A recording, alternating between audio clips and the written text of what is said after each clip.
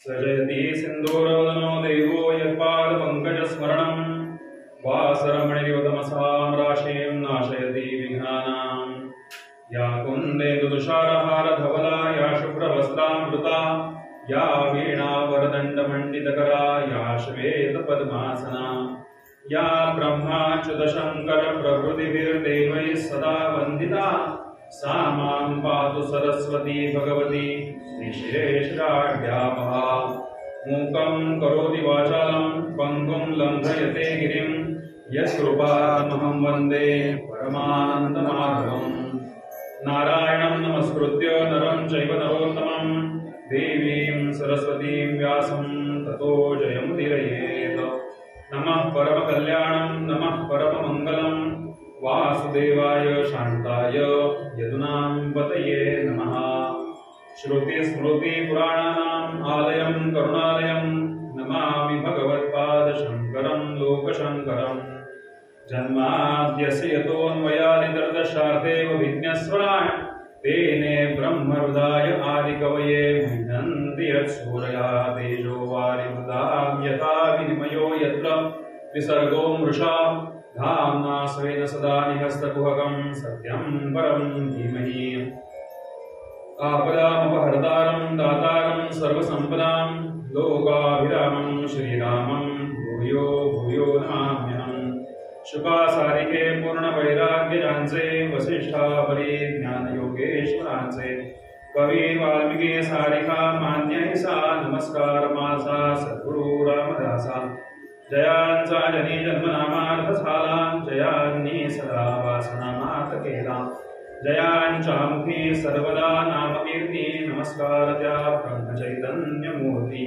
श्रोता वक्ता श्री दत्तात्रेय अवधूत महाराज की जय। लक्ष्मीनारायण महाराज की जय। अवधूत चिंतन श्री गुरुदेव दत्त।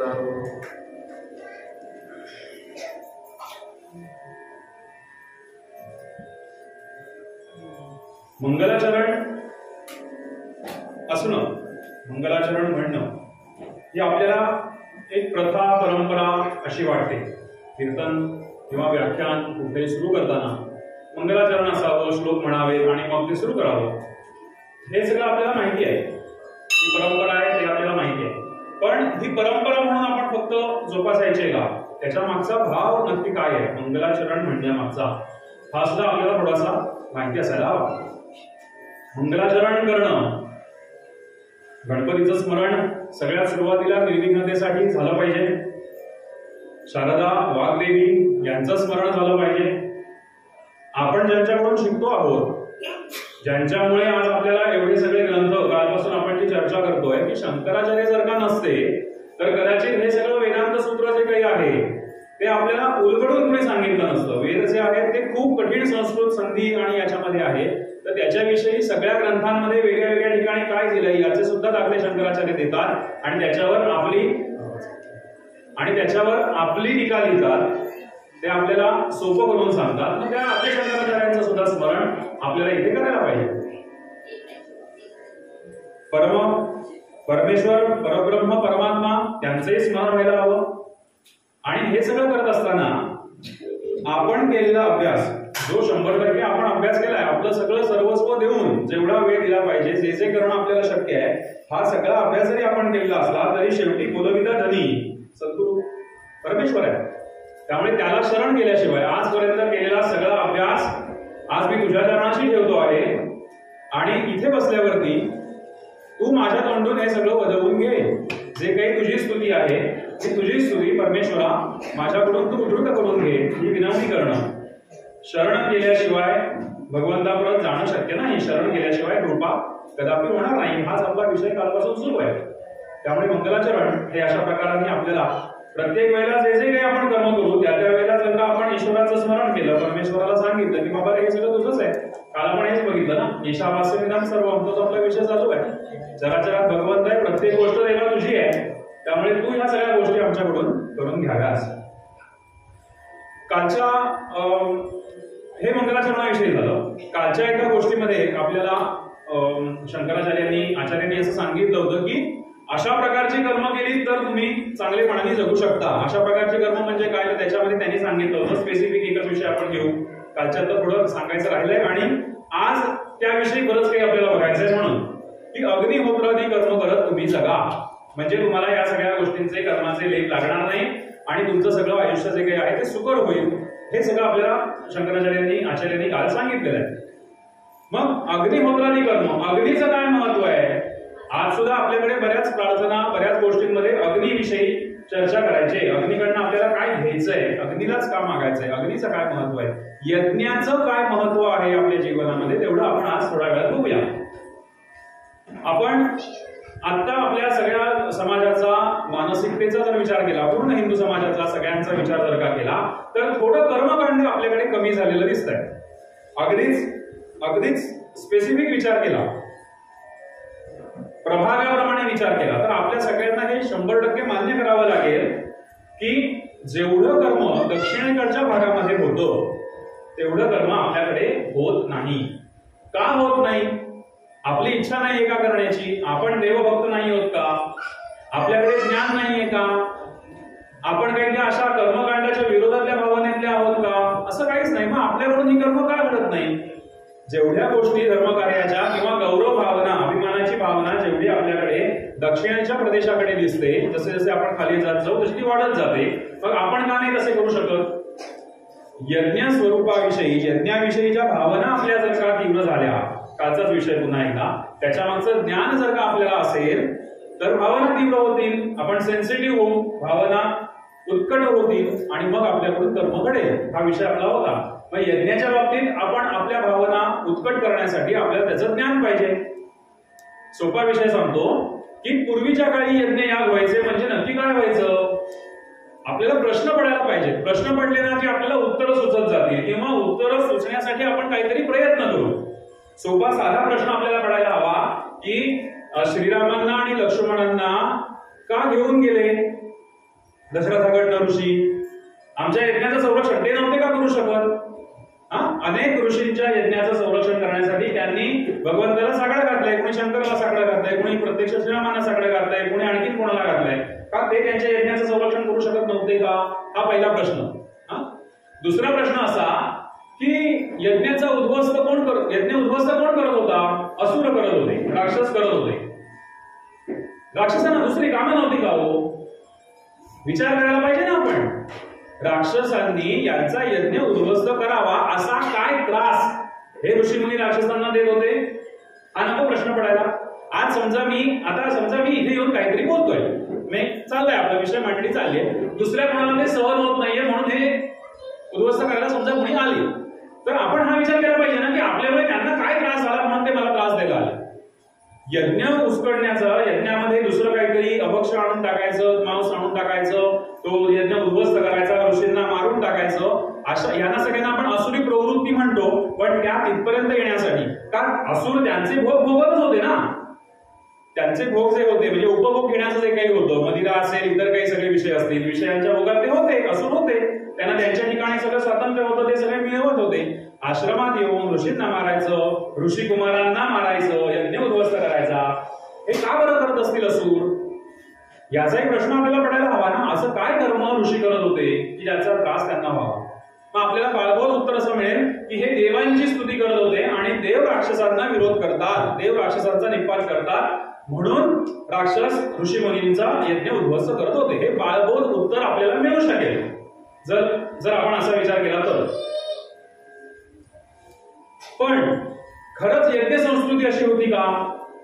यज्ञ संस्कृती म्हणजे काय होती? ऋषीमुनी यज्ञ करत होते. काय माहितीये का, छोटे छोटे अनेक भाग आपल्याला माहिती आहे.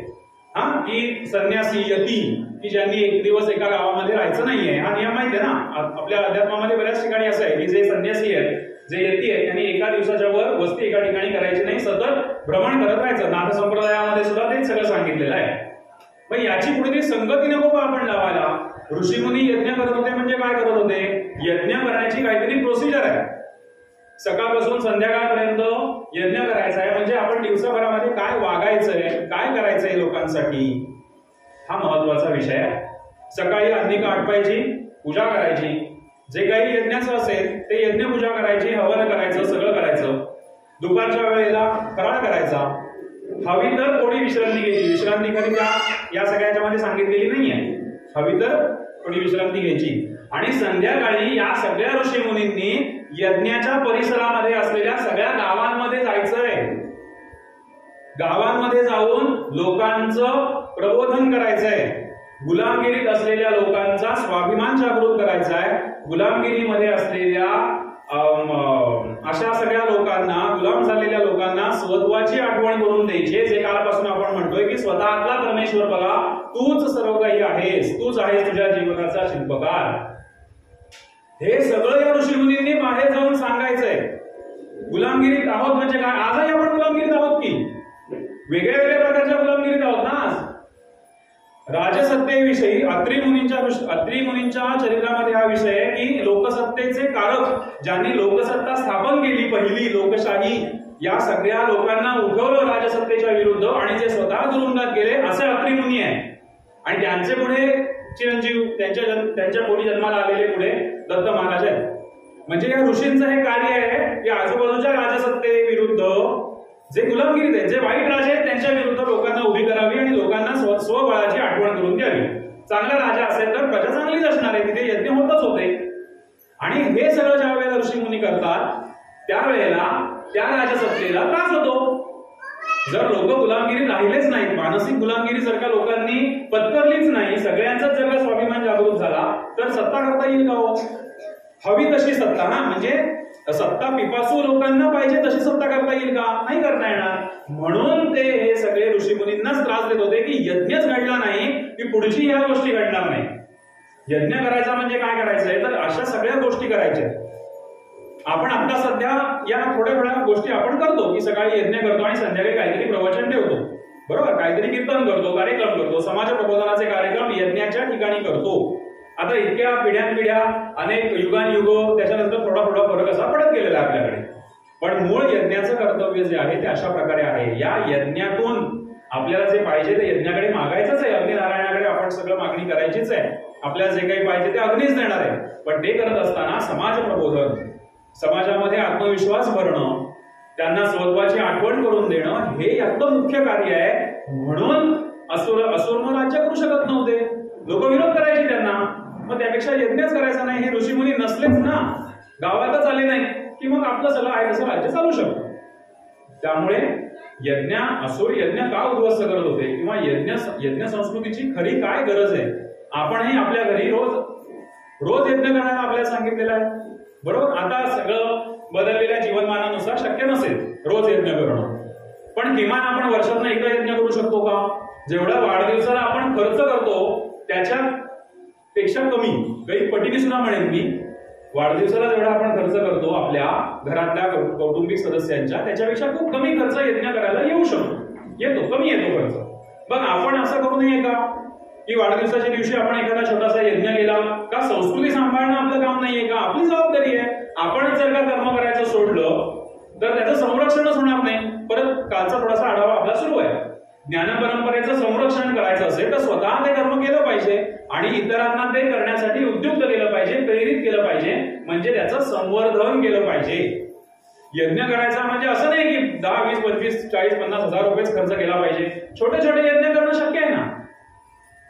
छोटे छोटे यज्ञ करावे. प्रत्येकाने आपल्या घरातल्या एखाद्या सदस्याच्या वाढदिवसाच्या दिवशी एखादा दिवस ठरवून घ्यावा की या दिवशी आम्ही वाढदिवस साजरा करू. म्हणजे काय करू? आम्ही यज्ञ करू. काय यज्ञ करू? आता कालपासून आपण जे सगळं ऐकतोय त्यासाठी आम्ही यज्ञ करू. तर आपली संस्कृती टिकून राहील. पुढच्या पिढ्यांना यज्ञाचं महत्व कळलं पाहिजे, संरक्षण झालं पाहिजे, संवर्धन झालं पाहिजे. ही आपली जबाबदारी आहे आणि यासाठी आपण इतरांकडनं सुद्धा यज्ञ करून घेतले पाहिजे. यज्ञ करायचे म्हणजे फक्त तिथे अग्नी पेटवायचा आहे आणि त्याच्यामध्ये काहीतरी पदार्थ, हविर्द्रव्य काहीतरी त्याचं हवन करायचं, एवढाच मर्यादित अर्थ त्याचा नाही. यज्ञ याविषयी बोलण्यासारखं असून बरंच काही आहे. उपनिषदांमध्ये, पुढच्या उपनिषदांमध्ये अनेक ठिकाणी यज्ञ संस्कृती, यज्ञ याविषयी बरंच विवेचन केलेलं आहे. यज्ञ टीका सुद्धा केलेली आहे. एक ऋषीमुनी येतात आणि यज्ञ बंद पाडतात, ही सुद्धा गोष्ट आलेली आहे. का बंद पाडतात? कारण त्यांचं सांगणं असं आहे की हा ज्या देवतेचा यज्ञ तुम्ही करताय ती देवता तुम्हाला समजली का? नसेल ना समजलेली, यज्ञ करू नका. आधी देवता समजून घ्या आणि मग तुम्ही यज्ञ करा, असा उल्लेख पुढच्या आपल्या उपनिषदांमध्ये अनेक ठिकाणी दिसतो. म्हणजे यज्ञ करणं हे केवढी मोठी संकल्पना आहे. यज्ञाची देवता समजून घेणं, यज्ञाची सुक्त समजून घेणं, त्याचा अर्थ समजून घेणं, जसं आज आपण ईशावास्य उपनिषदाचा अर्थ समजून घेतोय आणि आपल्या जीवनात ते कसं उतरेल याचा विचार करतोय, म्हणजे इम्प्लिमेंट कसं करायचं, ऍक्शन प्लॅन काय आहे याच्याविषयी चर्चा करतोय. ही सगळी चर्चा, ज्ञान चर्चा त्या यज्ञाच्या वेळेला होणं अपेक्षित आहे. म्हणून प्रत्येकाने आपल्या घरी किमान वर्षातून एकदा तरी यज्ञ करावा आणि ही संस्कृती जपण्याची आपली जबाबदारी आहे. आपण नाही केलं तर दुसरं कोणीही बाहेरून येऊन करणार नाही. आता पाश्चात्य देश करायला लागले आपल्याकडनं बघून बघून, आणि आपण नक्की सगळे जबाबदार नागरिक आहोत, साधक आहोत. त्यामुळे आपण प्रत्येकाने वर्षातून एकदा तरी आपल्या घरी छोटासा का होईना, 2 तासाचा 1 तासाचा जो काही शक्य असेल तेवढा तरी का होईना आपण यज्ञ केला पाहिजे. याचं संवर्धन आणि संरक्षण करण्याची आपली जबाबदारी आहे. काल आपण परमेश्वर चराचरात आहे, त्याची अनुभूती कशी आहे या सगळ्याविषयी चर्चा केली. परमात्मा भगवंत परमेश्वर, ब्रह्मतत्व, सत्य, ओम, प्रणव, ओंकार हे सगळे एकच आहेत आणि ते लांबही आहेत, जवळही आहेत. तद्दूरे तदंतिके, आतही आहे, बाहेरही आहे. या सगळ्या ब्रह्मतत्वाच्या चर्चा आपण केल्या की ते कसं आहे ब्रह्मतत्व. त्याच्यानंतर आपण कशा प्रकारे जगायचंय याचेही काही नैतिकतेचे धडे आपल्याला उपनिषदांनी पहिल्या काही श्लोकांमध्ये दिले. तेन त्यक्तेन भुंजिता, त्यागपूर्वक उपभोग घ्या, हेही सांगितलंय. अशा सगळ्या संकल्पना स्पष्ट करत आपण आता 11व्या पुढच्या श्लोकाकडे येतोय. 11 प्रकारे श्लोक आहे 8वा ईशावास्य उपनिषदामधला की ब्रह्मतत्वाचं वर्णन, परमेश्वराचं वर्णन करताना उपनिषदकार तत्वचिंतकांना मोह आवरलेला नाहीये. काल आपण कहा मोह कहा शोक हे पण बघितलंय. मोह आणि शोक, असमाधानाची, दुःखाची, सगळ्याची कारण ही 2च आहेत आणि याच्यापासून जर आपल्याला दूर जायचं असेल तर तेन त्यक्तेन भुंजिता याप्रमाणे सगळ्यांनी वागायचंय. माग हृदय कस्यस्मिन् धनम हा एक महत्वाचा भाग आपण बघितला. दुसऱ्याचं मला काही नको. पण मोह आवरलेला नाहीये उपनिषदकारांना सुद्धा. कसला मोह झालाय, आपल्या सगळ्या ऋषी मुनींना, शास्त्रकारांना हे ब्रह्मतत्व इतक्या प्रकारे समजलेलं आहे.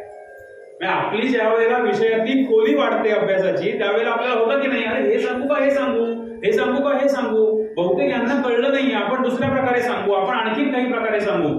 असं करत करत करत हा मोह उपनिषदकारांना आवडत नाहीये की अरे इथे पण ब्रह्म आहे, इथे पण ब्रह्म आहे, हे ब्रह्म असं पण दिसतं. असं करता करता आतापर्यंत किती त्याला उपमा काल आपण लावलेत ब्रह्मतत्वाला. अजून 11 उपमा अलंकार हे आपल्याला उपनिषदकारांनी दिलेले आहेत. काय म्हणतात उपनिषदकार, सपर्यगात शुक्रम अकायम अव्रण अस्नावीर शुद्धम अपापविद्धम कवीहि मनीषी परिभूः स्वयंभूः शाश्वतेभ्य समाभ्यः. अशा 11 उपमा या ब्रह्मतत्वाला दिलेल्या आहेत. आपण एकेकाचा अर्थ बघूया. जी गोष्ट जास्त एलॉबरेट करण्याची गरज आहे, एक्सप्लेन करण्याची गरज आहे, ती आपण विस्ताराने बघू. पहिली सगळ्यात उपमा देतात पर्यगात, सपर्यगात. तो पर्यगात आहे. पर्यगात आहे म्हणजे काय आहे, सर्वत्र पसरलेला आहे, सगळीकडे पसरलेला आहे. सपर्यगात कालपासूनची चर्चा आहे. ज्या आवश्यकता असते तिथे आपण जास्त विस्तार करू.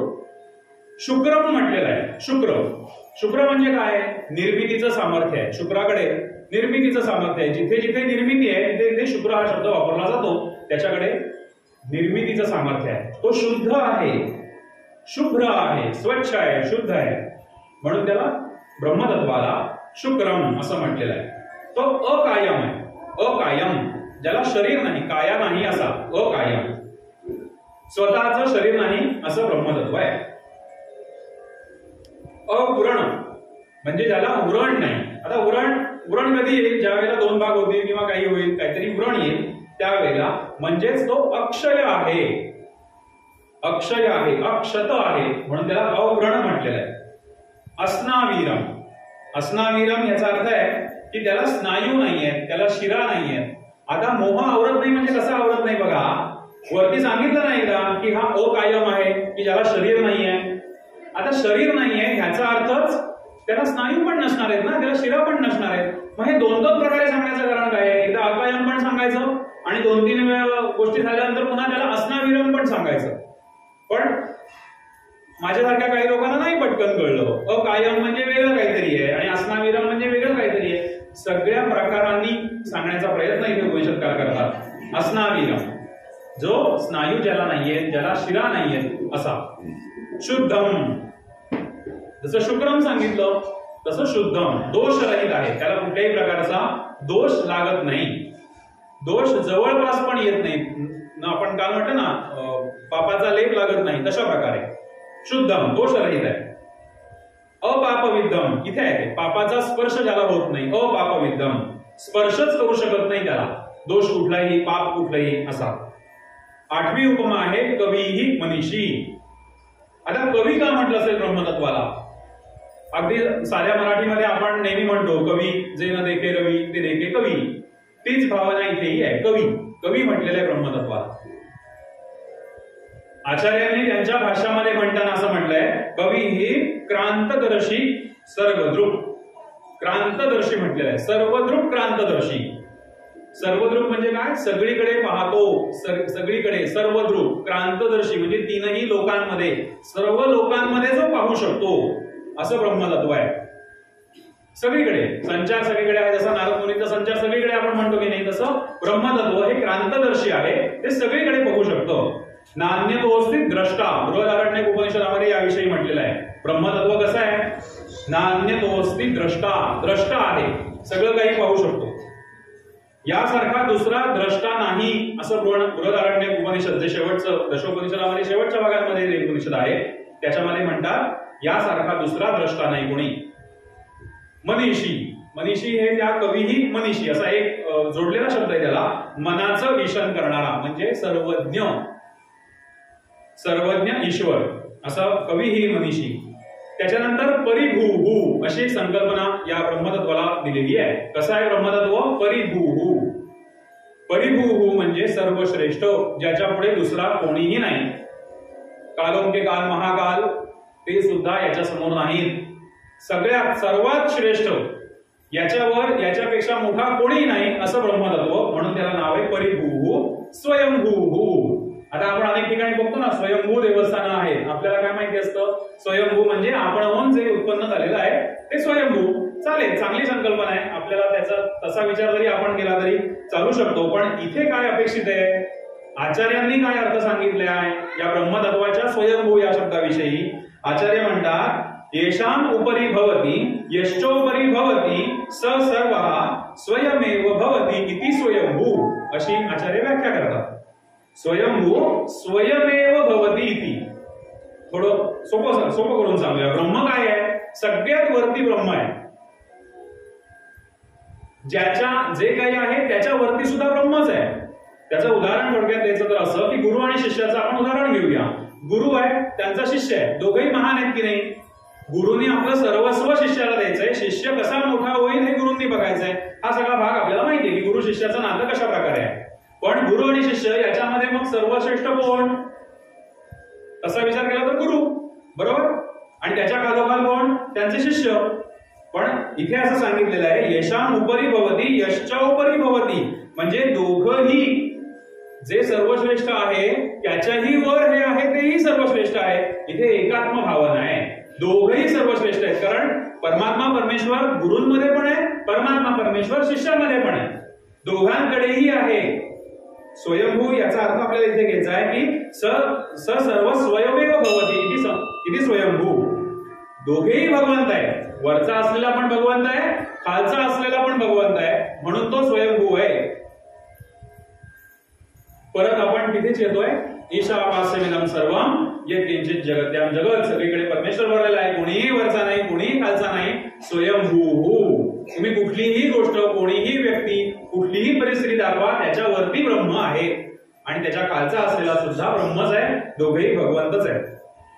आणि 11वी उपमा आहे शाश्वतीभ्य समाभ्यः. हे आपल्याला समजून घ्यायचे आहे. शाश्वतीभ्य समाभ्यः. शाश्वती आपल्याला म्हणतो ना, शाश्वती नाही काही, शाश्वत आनंद याविषयी आपण बऱ्याच वेळा, शाश्वत हा शब्द आपण बऱ्याच वेळा वापरतो, आपल्याला त्याचा अर्थ माहिती असतो.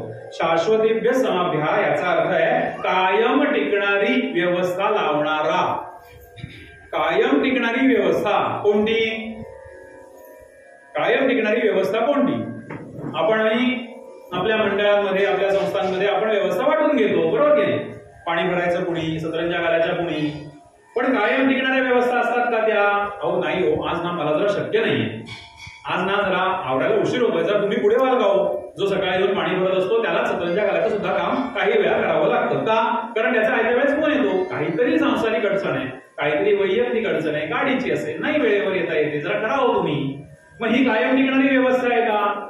मग कायम टिकणारी व्यवस्था लावू शकतो ते ब्रह्म आहे. त्याला म्हटलेलं आहे तू शाश्वतीभ्य समाभ्या आहेस. म्हणजे कोण आहेस?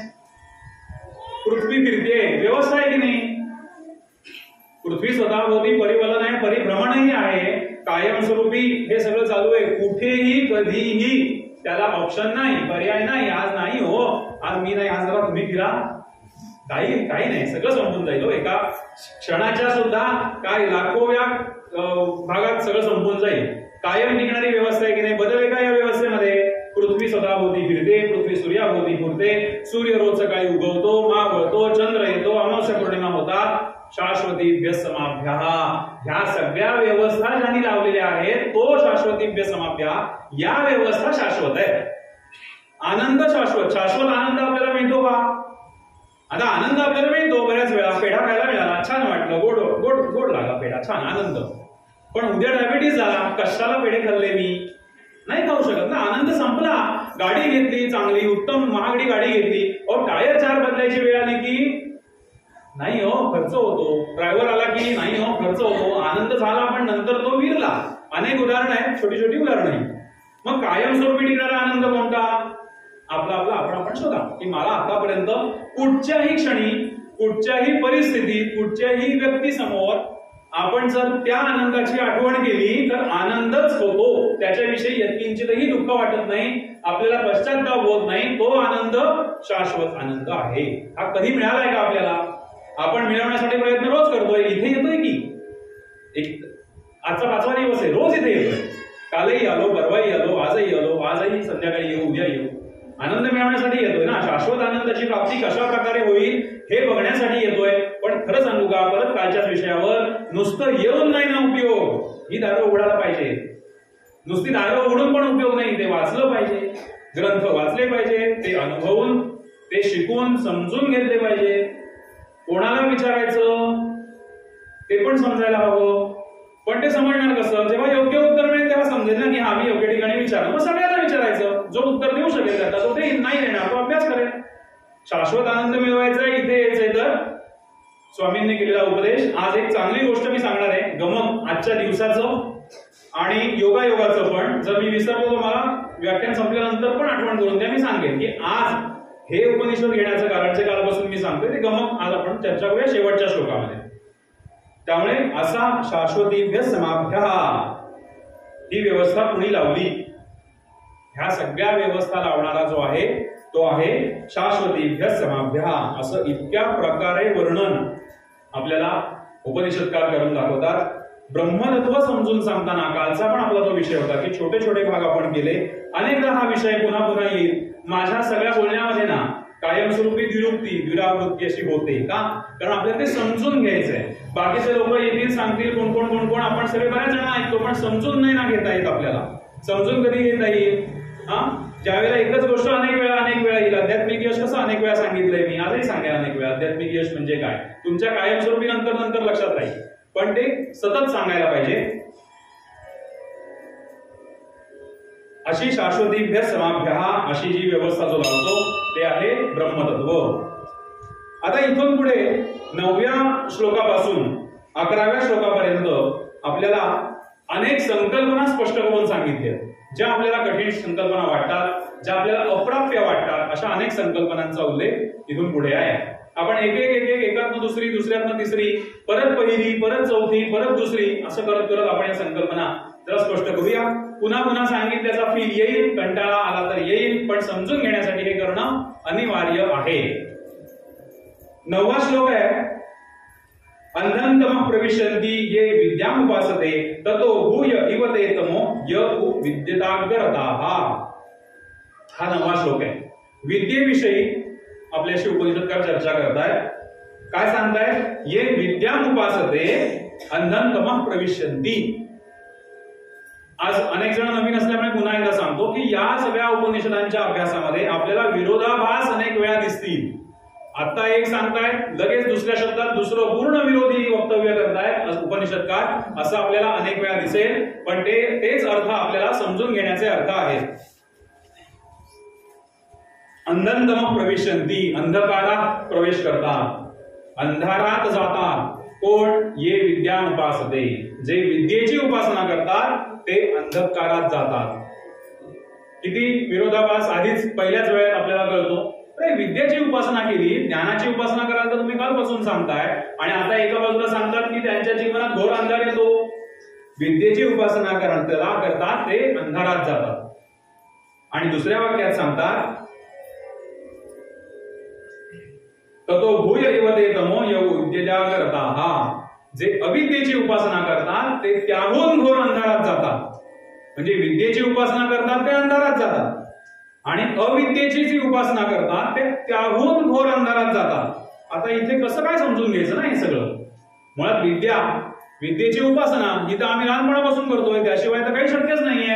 आणि इथे आचार्य किंवा इथे उपनिषदकार सांगतात की तुम्ही या घोर अंधारात जाता म्हणून, हे आपल्याला तत्वचिंतक सांगतात, उपनिषदकार सांगतात। आणि मग इथे आपल्याला मदतीला येतात आचार्य की जे आपल्याला समजून सांगण्याचा प्रयत्न करतात की नक्की म्हणायचंय काय, उपनिषदांना म्हणायचंय काय? विद्येची उपासना करून अंधारात जाणं आणि अविद्येची उपासना करून त्याहून घोर अंधारात जाणं, याचा अर्थ आपल्याला आता बघायचा आहे।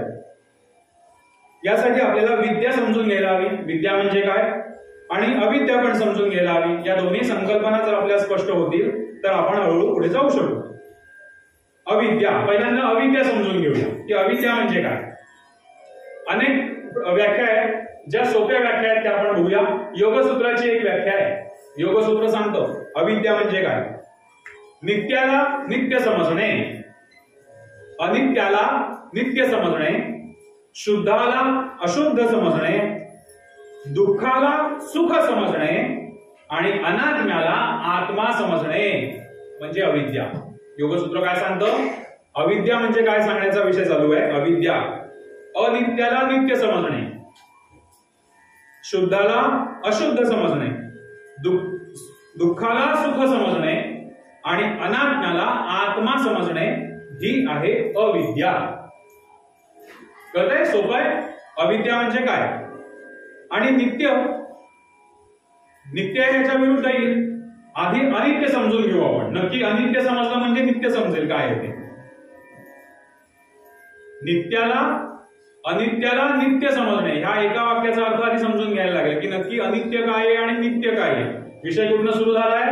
विद्या आणि अविद्येवरून सुरुवात झालाय। त्यातला सुरुवातीला आपण अविद्या म्हणतोय। अविद्यामध्ये हे 4 गोष्टी सांगितल्या आहेत, त्यातल्या नित्य अनित्य समजून घेऊया।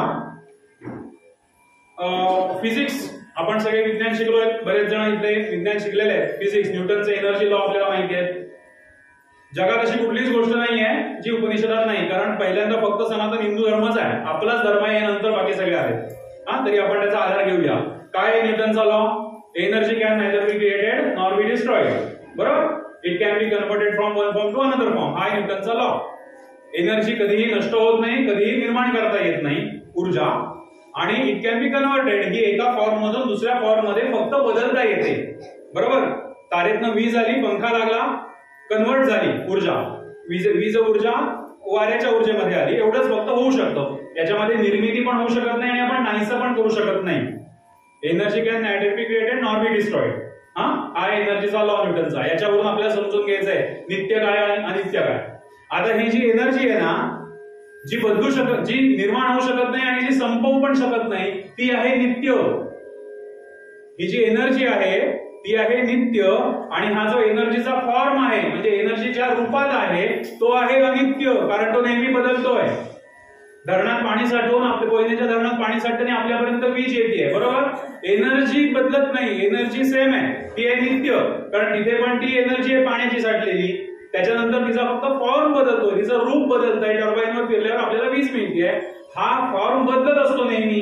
पहिल्यांदा स्थितिक ऊर्जा होती, ती पोटेन्शियल एनर्जी होती, त्याची विद्युत झाली. हा जो फॉर्म बदलतोय हा आहे अनित्य. आणि नित्य काय आहे की जी एनर्जी कधीच निर्माण करता येत नाही आणि नाहीशी पण करता येत नाहीये, ती फक्त बदलत जाते या रूपात त्या रूपात. ती एनर्जी जी आहे, ती ऊर्जा आहे, ती नित्य आहे. याच्यावरून संकल्पना स्पष्ट होईल की आपल्याला नित्य म्हणजे काय म्हणायचंय आणि अनित्य म्हणजे काय म्हणायचंय. बरोबर? नित्य अनित्य कळलं, एनर्जी आणि एनर्जीचं स्वरूप, ऊर्जेचं स्वरूप. आता ह्या अनित्याला जो नित्य म्हणतो ती अविद्या. ह्या सगळ्या संकल्पना अजून बऱ्याच आहे ना, अजून भरपूर लोड आपल्याला घ्यायचा आहे. हळूहळू आपण जाऊया पुढे. आकाराला अंत आहे, आणखीन सोपं करूया आपण. आकाराला अंत आहे, जे स्वरूप बदललंय ना एनर्जीचं त्याला अंत आहे. सेल, बॅटरीतला सेल ऊर्जा आहे ना साठवून ठेवलेली, फॉर्म बदलून ऊर्जा साठवून ठेवली, तो सेल संपतो की नाही, तो आपण टाकून देतो, मोडतो, त्याला आकाराला अंत आहे. शक्तीला अंत नाहीये. शक्तीला अंत नाही. शांत आणि अनंत. आता हा संबंध येतो कुठे सांगूया, आज आपल्याकडे वेळ आहे. शांत तत्व आणि अनंत तत्व गणपती चतुर्थीलाच का येतो आणि गणपती अनंत चतुर्दशीलाच का जातो. विसर्जन कधी करायचं या वादात आपल्याला पडायचं नाहीये. 1.5 दिवस, 5 दिवस, 8 दिवस ते जाऊन दे. आपल्याला फक्त अनंत चतुर्दशी या विषयाकडे यायचंय. शांत आणि अनंताचा विषय सुरू आहे. शांत तत्व, त्याचं विसर्जन आणि अनंताची धारणा.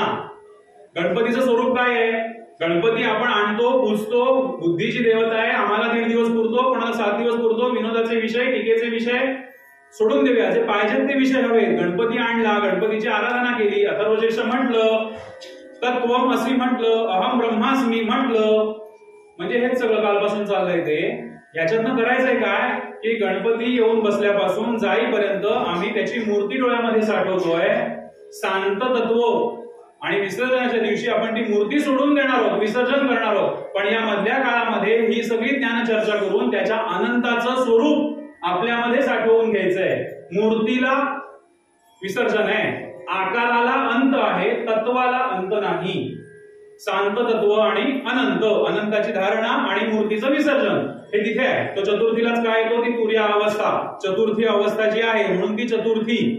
जागृती, स्वप्नी, सुषुप्ती आणि तुर्या, ती तुर्या तिथे ती चतुर्थी म्हणून तो चतुर्थीला येतो. आपण गणपतीच्या दिवसात ते बघूया. गणपती हा विषय जेव्हा येईल तेव्हा सांगायचंय काय याच्यातनं. आकाराला अंत आहे, ऊर्जेला, शक्तीला अंत नाही. म्हणून नित्य कोण आहे आणि अनित्य कोण आहे. अनित्य आहे आकार की जो बदलत राहतोय. म्हणून ह्या अनित्याला जे नित्य समजतात ना ती अविद्या आहे. म्हणजे काय, दत्त महाराजांची मूर्ती आहे हेच सगळं सर्वस्व आहे असं जे समजतात ती अविद्या आहे. का? कारण मूर्तीला अंत आहे. दत्त महाराजांची मूर्ती म्हणजे सगळं काही नाहीये, अजून त्यांचं दत्त तत्व आहे ना ते महत्वाचं आहे. मग आमच्या समोर शंकर येऊ दे, विष्णू येऊ दे, गणपती असू दे, दत्त असू दे, कोणीही असू दे, त्या मूर्तीचं महत्व नाही, त्या निर्गुण तत्वाचं महत्व आहे. म्हणजे शक्ती आपल्याला घ्यायची आहे, त्या तत्वाविषयी विचार करायचा आहे. नुसते दत्त महाराजांच्या मूर्तीची जो भक्ती करतो ना तो अविद्येची भक्ती करतो. आणि विद्येची भक्ती कोण करतोय? जो तत्वाची करतोय उपासना. तो अजून पुढे विषय यायचा आहे. शांत तत्व, विद्या आणि अविद्या करणी, अनित्य आणि नित्य याविषयी. दत्त तत्व हेच नित्य आहे, चराचरात भगवंत भरलेला आहे म्हणजे तत्व भरलेला आहे. आणि याच्या विरुद्ध आता विद्या. नित्याला नित्य समजणे, जे नित्य आहे त्याला तेच समजायचंय, नित्याला नित्य समजणे, अनित्याला अनित्यच समजणे. ही मूर्ती आहे, मूर्तीला विसर्जन आहे, गणपती आम्ही बसवलाय, गणपतीचं आम्ही विसर्जन करणारच आहोत. अनित्याला अनित्यच समजणे, तत्वाला तत्वच म्हणजे नित्याला नित्यच समजणं, ही म्हणजे विद्या आहे. याला म्हणतात विद्या. आता अजून थोडी एक पायरी आपण वर चढूया. विद्या अविद्या येते लक्षात, कळून जाईल विद्या अविद्या काय आहे. थोडी एक पायरी वरती जाऊया. आता शंकर भाष्याकडे आपण येऊ. आचार्य काय म्हणतात, ही विद्या आणि अविद्या समजून सांगताना आचार्य आपल्याला कर्म आणि अकर्म इथे आणून सोडतात. त्या स्वरूपातून समजावून सांगण्याचा प्रयत्न करतात. ते समजून सांगतात, आपण समजून घेण्याचा प्रयत्न करूया. आचार्य अविद्येला कर्म म्हणतात, अविद्येला कर्म म्हणतात आणि विद्येला ज्ञान म्हणतात. कर्म आणि ज्ञान असं म्हणूया आपण. कर्म म्हणजे काय? कृती. आपण जी रोज कामं करतोय, कर्म करतोय, अनुष्ठान करतोय, पुरुषार्थ जो आपण गाजवतोय, प्रत्येकाचा कर्तृत्व आपण करतोय, ते आहे कर्म. आणि ज्ञान म्हणजे काय आहे? परिचय, ओळख, ग्रंथांची ओळख, तत्वाची असलेली ओळख, अनेक संकल्पनांचं स्पष्टीकरण, स्वरूपाची जाणीव, एखाद्या गोष्टी मागचं कारण जाणून घेणं म्हणजे ज्ञान आहे. कालपासून ज्ञान चर्चा आपली चालू आहे. समजून घेणं म्हणजे ज्ञान आहे, बरोबर. आणि या ज्ञानाला आचार्य विद्या म्हणतात. आणि कर्म म्हणजे अविद्या असं म्हणतात. अविद्येला कर्म म्हटलेलं आहे आणि ज्ञानाला विद्या म्हटलेलं आहे. दुसरा एक आपण असा विचार करूया की अविद्या, आचार्य जे आपल्याला सांगतायत अविद्या आणि ज्ञान याच्याविषयी सांगतायत, किंवा अविद्या म्हणजे आणखी काय समजून घ्यायचंय आपण, तर अविद्या म्हणजे प्रॅक्टिकल आहे असं समजूया आपण. अविद्या म्हणजे प्रॅक्टिकल आहे, प्रात्यक्षिक ज्ञान म्हणजे अविद्या. आणि विद्या म्हणजे थेरी. पेपर आपण लिहितो, शिकलेलो आपण सगळे ना, थेरी पण शिकलोय, प्रॅक्टिकल पण शिकलोय. थेरी शिकणं म्हणजे ज्ञान म्हणजे विद्या आहे. आणि अविद्या म्हणजे आपण लॅबमध्ये जाऊन समजा प्रॅक्टिकल प्रात्यक्षिक कृतीत उतरवणं हे अविद्या आहे. आता याचं उदाहरण घेऊया आपण. उदाहरण घेतल्याशिवाय संकल्पना स्पष्ट होणार नाही. अविद्या हे तंत्र आहे. अविद्या हे प्रॅक्टिकल आहे म्हणजे तंत्र आहे. आणि विद्या हा मंत्र आहे, थेरॉटिकल नॉलेज, मंत्र आहे विद्या. सोपं उदाहरण सांगायचं झालं तर डॉक्टर आणि नर्स. मोठ्या हॉस्पिटलमध्ये डॉक्टर प्रिस्क्रिप्शन देतात, येऊन एकदा दिवसातनं आपल्याला काय काय काय काय त्या कागदावर लिहून देतात. आपल्याला काही कळत नाही, पण नर्सला ते सगळं कळतं. याच्यात आपण उदाहरण असं बघूया की इंजेक्शन कुठं द्यायचंय, काय आजार झालाय, कोणतं इंजेक्शन द्यायचंय, कधी द्यायचंय आणि किती द्यायचंय हे कोण लिहून देतो? डॉक्टर लिहून देतात. त्यांना त्यातलं समजतं आजार काय, त्याला काय उपाय करायचा आहे, इंजेक्शन द्यायचंय तर कधी, किती वाजता, किती, कोणतं, हे सगळं डॉक्टरांकडे आहे. तो कागद वाचून येणारी नर्स इंजेक्शन कसं द्यायचंय ही बघतीये, बरोबर. इंजेक्शन कसं द्यायचंय हे नर्स बघतीये. म्हणजे हे कर्म आहे नर्सचं. कर्म आहे म्हणजे अविद्या आहे. आणि यांचं हे काय आहे? ज्ञान आहे, म्हणजे ही विद्या आहे डॉक्टरांची. उदाहरण बऱ्यापैकी समजलं असेल. मग या दोन्हीपैकी आवश्यक काय आहे? इंजेक्शन कधी कोणतं कसं द्यायचं, कधी कोणतं द्यायचं हे आवश्यक आहे की कसं द्यायचं हे आवश्यक आहे? काय आपण काय त्यातलं घ्यायचं? विद्या महत्वाची आहे की अविद्या महत्वाची आहे? असं कसं सांगता येणार? दोन्ही महत्वाचं आहे ना. कुठलंही एक आमच्याकडे असून चालणार नाही. आमच्याकडे ज्ञान आहे, आम्ही घरी बसून फक्त ज्ञान जपयज्ञच करतो. आपण कर्म केला पाहिजे ना, यज्ञ केला पाहिजे घरी. घरी यज्ञ केल्याशिवाय, हातून कर्म घडल्याशिवाय, मंदिरात गेल्याशिवाय, जाऊन देवळात नमस्कार केल्याशिवाय दोन्हीचा समतोल नको का साधायला? विद्या पाहिजे का अविद्या पाहिजे? नाही डॉक्टरच पुरतील आम्हाला, नर्स नको. अरे कसं द्यायचं कोणी, कसं द्यायचं ते कोणाला माहिती. आणखीन त्याच्यातून पुढे आपण बघूया, म्हणजे देवळात जाऊन नमस्कार करणं का महत्वाचं आहे? पुन्हा पुन्हा पुन्हा पुन्हा सांगायला पाहिजे, भगवंताविषयी प्रेम वाटलं पाहिजे. प्रेम वाटलं की भावना आपल्या आपण सेन्सिटिव्ह बनलं पाहिजे. आणि त्याच्यातून त्याच्या मागचं कारण नक्की झालं की माझं सगळं जीवन भगवंतामुळे आहे. हे जेव्हा कारण पक्क होईल, ज्ञान बुद्धी पक्की होईल, त्यावेळेला भावना सेन्सिटिव्ह, आपण म्हणतो काल भावना उत्कट भावना होतात म्हणजे सेन्सिटिव्ह. आणि मग आपल्याकडून कर्म घडेल. आपण रोज देवळात जायला लागू. मी मंदिरात जाणं सुद्धा तेवढंच गरजेचं आहे. जेवढा डॉक्टर महत्वाचा आहे तेवढ्याच नर्स महत्वाची आहे, विद्या महत्वाची आहे, तेवढीच अविद्या महत्वाची आहे. राष्ट्र उभारणीचा विचार करा बरं. राष्ट्र उभारणी, देश निर्माण झाला पाहिजे. DRDO संरक्षण झालं पाहिजे ना, नवीन बांधकामं झाली पाहिजेत. शास्त्रज्ञ आणि तंत्रज्ञ दोन्ही पाहिजेत ना आम्हाला. नुसते शास्त्रज्ञ असून उपयोग नाही, तंत्रज्ञ नको. शास्त्रज्ञ आहेत ही आहे विद्या. शोधून काढणं, नवीन शोधून काढणं, अभ्यास करणं, आणि ते कसं करायचंय ते करणं म्हणजे तंत्रज्ञानाचं काम आहे. दोघांची गरज आहे आपल्याला. ज्ञानाची पण गरज आहे आणि कर्म करणाऱ्यांची पण गरज आहे. काय करावं म्हणजे विद्या. काय करायचं काय याचा विचार जे करतात ती विद्या आहे. आणि ते कसं करावं हे बघणं म्हणजे अविद्या आहे. दोन्ही गोष्टी आपल्याकडे असल्याशिवाय आपल्याला पुढे जाणं कधीही शक्य नाही. उपनिषदकार इथे असं सांगतात की ह्या दोन्हींची उपासना करायची आहे, पण दोन्हींची उपासना करण्याची फळं मात्र वेगळी वेगळी आहेत. विद्येची उपासना करणाऱ्यांसाठी मिळणारं फळ वेगळं आहे आणि अविद्येची उपासना करणाऱ्यांचं फळ वेगळं आहे.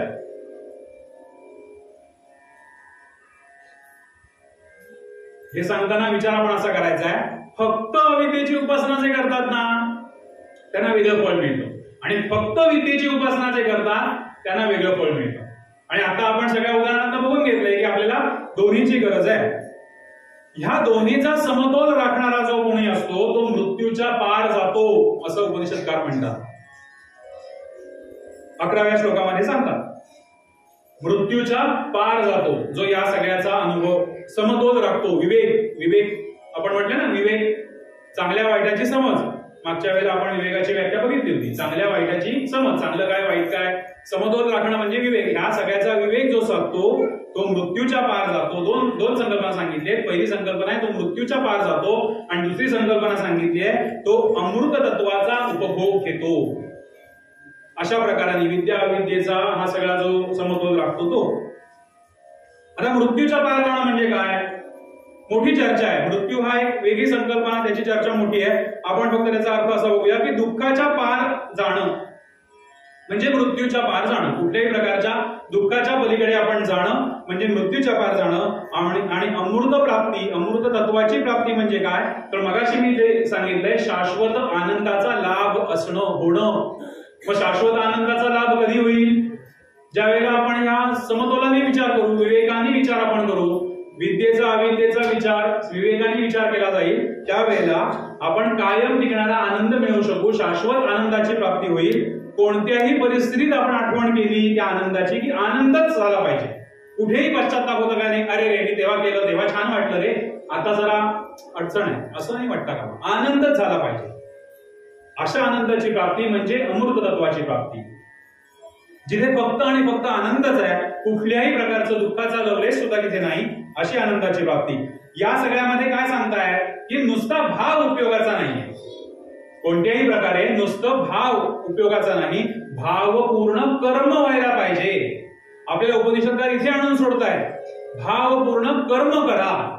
नुसता भाव उपयोगाचा नाही, कर्मातून दिसलं पाहिजे. आई वडिलांविषयीची भावना मनामध्ये आहे, खूप प्रेम आहे, मान सन्मान आहे, माझ्यासाठी खूप खास्ता खाल्ली आहे, भाव असून उपयोगाचा नाही. रोज नमस्कार करतो का, रोज करा. आई वडिलांना रोज नमस्कार केला पाहिजे. आई वडिलांना त्रास होऊ नये ना, आम्हाला काही जमत नाही ना म्हणून आम्ही त्यांना वृद्धाश्रमात ठेवलंय. तिथे कसं सगळं अगदी व्यवस्थित करतात, गोळ्या औषधं वेळेवर देतात, पाय चेपायला आम्ही पैसे देऊन माणूस ठेवलेला आहे. वृद्धाश्रमात ना खूप काळजी घेतात. आम्ही सकाळी जातो ते रात्री येतो, दिवसभर कोण बघणार आमच्या आई वडिलांकडे, आहे की नाही हो प्रश्न. नुसता भाव मनात असून उपयोग नाही ना, कर्मातून दिसलं पाहिजे. रोज नमस्कार केला पाहिजे, भावपूर्ण कर्म करा. इथे हे सगळं सांगण्यामागचं कारण काय आहे, उपनिषदकार आपल्याला असं सांगतात की भावपूर्ण कर्म करा.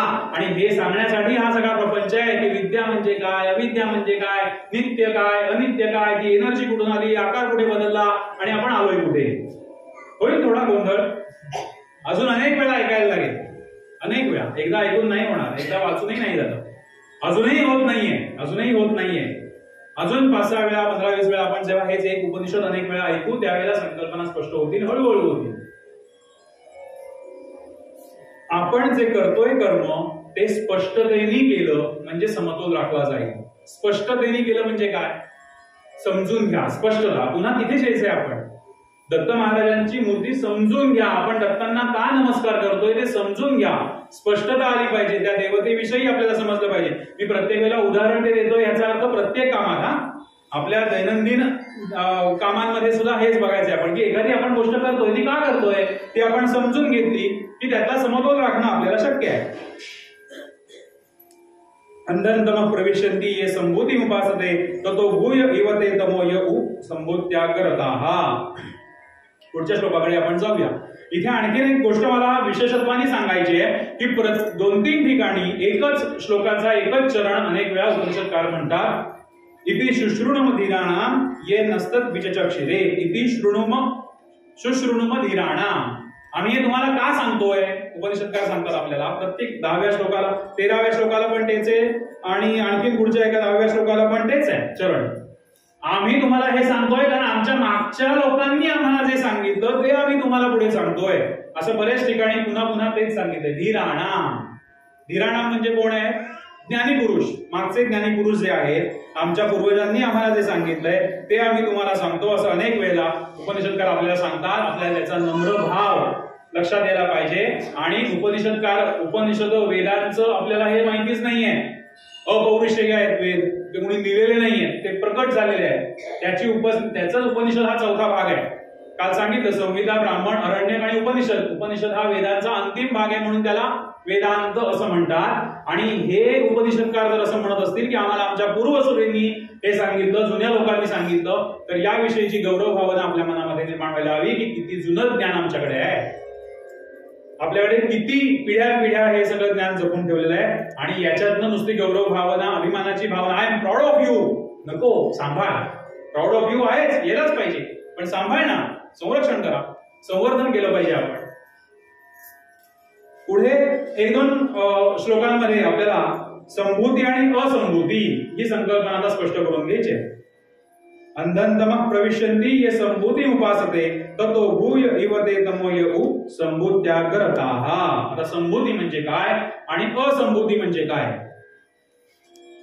जसं आपण आता विद्या अविद्या, कर्म ज्ञान अकर्म हे सगळं समजून घेतलंय, तसं आता संभूती आणि असंभूती समजून घ्यायचंय. आता याला आपण असं थोडक्यात म्हणूया की द्वैत आणि अद्वैत. द्वैत काय आहे आणि अद्वैत काय आहे? संभूती हे अद्वैत आहे, बघा समजून घ्या. संभूती हे अद्वैत आहे आणि असंभूती हे द्वैत आहे. संभूतींच विनाशंच यस्तद वेदो भयग्रसह विनाशेन मृत्युं तीर्वा संभूत्या मृतमश्नुते. 14व्या श्लोकापर्यंत आपण आलोय. दोन्हीचा योग्य स्वीकार केला पाहिजे आपल्याला. पुन्हा इथे समतोल, समन्वय साधायचा आहे, विवेकाने विचार करायचा आहे. संभूती हे अद्वैत आहे आणि असंभूती हे द्वैत आहे. आचार्यांनी याच्याविषयी सुद्धा लिखाण करताना मगाचं जे विद्या आणि अविद्या आहे त्याच्याशीच याची सगळी थोडीशी समन्वय त्याच्याशी साधायचा प्रयत्न केलाय. संभूती आणि असंभूती याच्यावर भाष्य करताना विद्या अविद्येची साथ घेतलेली आहे आचार्यांनी, संदर्भ घेतलाय. साधारण या दोन्ही संकल्पना सारख्या आहेत. संभूती असंभूती आणि विद्या अविद्या या सारख्या एका याच्यातल्या संकल्पना आहेत. फक्त विद्या आणि अविद्या या आपल्याला तंत्र आणि मंत्र या अनुषंगाने बघायचे. बघा, विद्या आणि अविद्या ह्या ज्या संकल्पना आहेत, विद्या अविद्या, या तंत्र आणि मंत्र या अनुषंगाने बघायचे. आणि संभूती आणि असंभूती या दोन संकल्पना द्वैत आणि अद्वैत या अनुषंगाने बघायचे. जाणारे तसंच त्याच्यासारखंच पुढे जाईल ते, पण द्वैत आणि अद्वैत या संकल्पना आहेत. आपल्याला शेवटी जायचंय कुठे? टार्गेट, ध्येय काय आपलं? अद्वैताचंच ध्येय आहे ना, अद्वैताकडेच जायचंय. द्वैत म्हणजे दोन भाव, एक तो आणि एक मी. हा द्वैत भाव सोडून मीच परमात्मा परमेश्वर आहे, भगवंत आणि मी एकच आहोत. आध्यात्मिक यश आपल्यामधलं अंतर शून्य करणं म्हणजे मीच भगवंत होणं, यापर्यंत आपल्याला जायचंय ना, अद्वैतापर्यंत आपल्याला जायचंय, शेवटी तिकडेच जायचंय. पण तिथे जाताना द्वैत सोडून चालत नाही ना. जाणार कसं तिथे जायचंय तर द्वैताची साथ घेऊनच गेलं पाहिजे. इतक्या अद्वैत तत्वज्ञान, अद्वैत म्हणजे ब्रह्म खूप मोठा आहे. मग ह्या मोठ्या गोष्टी इतक्या उपमा आपल्याला त्या दिलेल्या आहेत. मगाच्या 11 उपमा आहेत, कालच्यापासूनच्या उपमा आहेत. हे ब्रह्मतत्व समजून सांगतायत, अद्वैत तत्वज्ञान समजून सांगण्याचा प्रयत्न आहे. सुरुवातीला जर सांगितलं असतं ना आपण या उपनिषदात अद्वैत तत्वज्ञान समजून घेऊया, रामा शिवा गोविंदा असू दे, अद्वैत तत्वज्ञान आम्ही ऐकू तेवढं आम्हाला पुरेसं आहे. पण पहिल्यापासून संकल्पना स्पष्ट करत करत करत आता 14व्या श्लोकामध्ये अद्वैत संकल्पना येते. त्यावेळेला ती आपल्याला आपलीशी वाटते. आता आम्हाला हे समजेल असं वाटतं, जे आतापर्यंत अप्राप्य वाटत होतं. द्वैत अद्वैत भाव नको ते आम्हाला समजणार नाही. एकदा वाचलं की पुन्हा कधी आठवत नाही असं जे वाटत होतं ते आता लक्षात यायला लागतंय हळूहळू. आज लगेच नाही येणार, अजून 5-6 वेळा आपण ऐकू तेव्हा येईल. एखादी मोठी कालचं उदाहरण पुन्हा एकदा, एखादी मोठी गोष्ट समजून घ्यायची, ब्रह्मतत्व खूप मोठं जे आहे ते समजून घ्यायचं, त्याचे छोटे छोटे भाग केले पाहिजेत. काल गाडीचं उदाहरण दिलं होतं. गाडी बनते कशी हे बघताना छोटे छोटे पार्ट जर आपण बनवले गाडीचे आणि मग ते असेंबल केले, एकत्रित आणले, की मग गाडी बनेल आणि आपल्याला ती समजून घेता येईल. ब्रह्मतत्व समजून घ्यायचं, मग आपण त्याचे छोटे भाग करूया. गणपती, शंकर महादेव, दत्त, विष्णू, दुर्गा करा, छोटे छोटे भाग करा. अगदी मरी आई, म्हसोबा, आपल्या पारावरचे देव, पिंपळाखालचे देव, असे छोटे छोटे छोटे भाग करू ना ब्रह्मतत्वाचे. आणि हे छोटे छोटे भाग आपण समजून घेऊ, दत्त महाराज समजून घेऊ, गणपती समजून घेऊ. आणि ह्या सगळ्यांच्या भावना आपण ज्यावेळेला एका ठिकाणी पाहू त्यावेळेला आपल्याला अद्वैत म्हणजे काय ते कळेल. परमेश्वर आणि मी एकच आहोत, मीच परमेश्वर आहे आणि तो सर्वचा परमेश्वर म्हणजे तो म्हणजे मी आणि मी म्हणजे तो, दोन्ही एकच आहे हे समजायला लागलं की अद्वैत तत्वज्ञान हळूहळू समजेल. या सगळ्या छोट्या भागांना एकत्र बघणं म्हणजे अद्वैत आहे. हे सगळं समजून घेण्यासाठी आपल्याला द्वैताची गरज आहे. त्यांची पूजा करणं गरजेचं आहे. कोणाला शंकर महादेव आवडतील, कोणाला गणपती आवडतील, कोणाला दत्त आवडतील, पण पूजा करायला सुरुवात केली पाहिजे ना, त्याची भक्ती सुरू केली पाहिजे. द्वैताची जेव्हा उपासना होईल तेव्हा त्याच्यातून अद्वैताकडे जाणारा मार्ग हा द्वैतातून जाणार आहे. आधी द्वैतच समजून घ्यायला लागतं तर अद्वैत आपल्याला समजतं. आधी सगुण भक्तीच करावी लागते तर निर्गुण भक्ती आपल्याला समजते. द्वैत अद्वैत झालं, आता सगुण निर्गुण आलं. पण ते एकात एकाचं शेपूट धरून दुसरं आलं की ते सोपं वाटतं आपल्याला. आपण शून्यात कॉन्सन्ट्रेट करू शकतो का?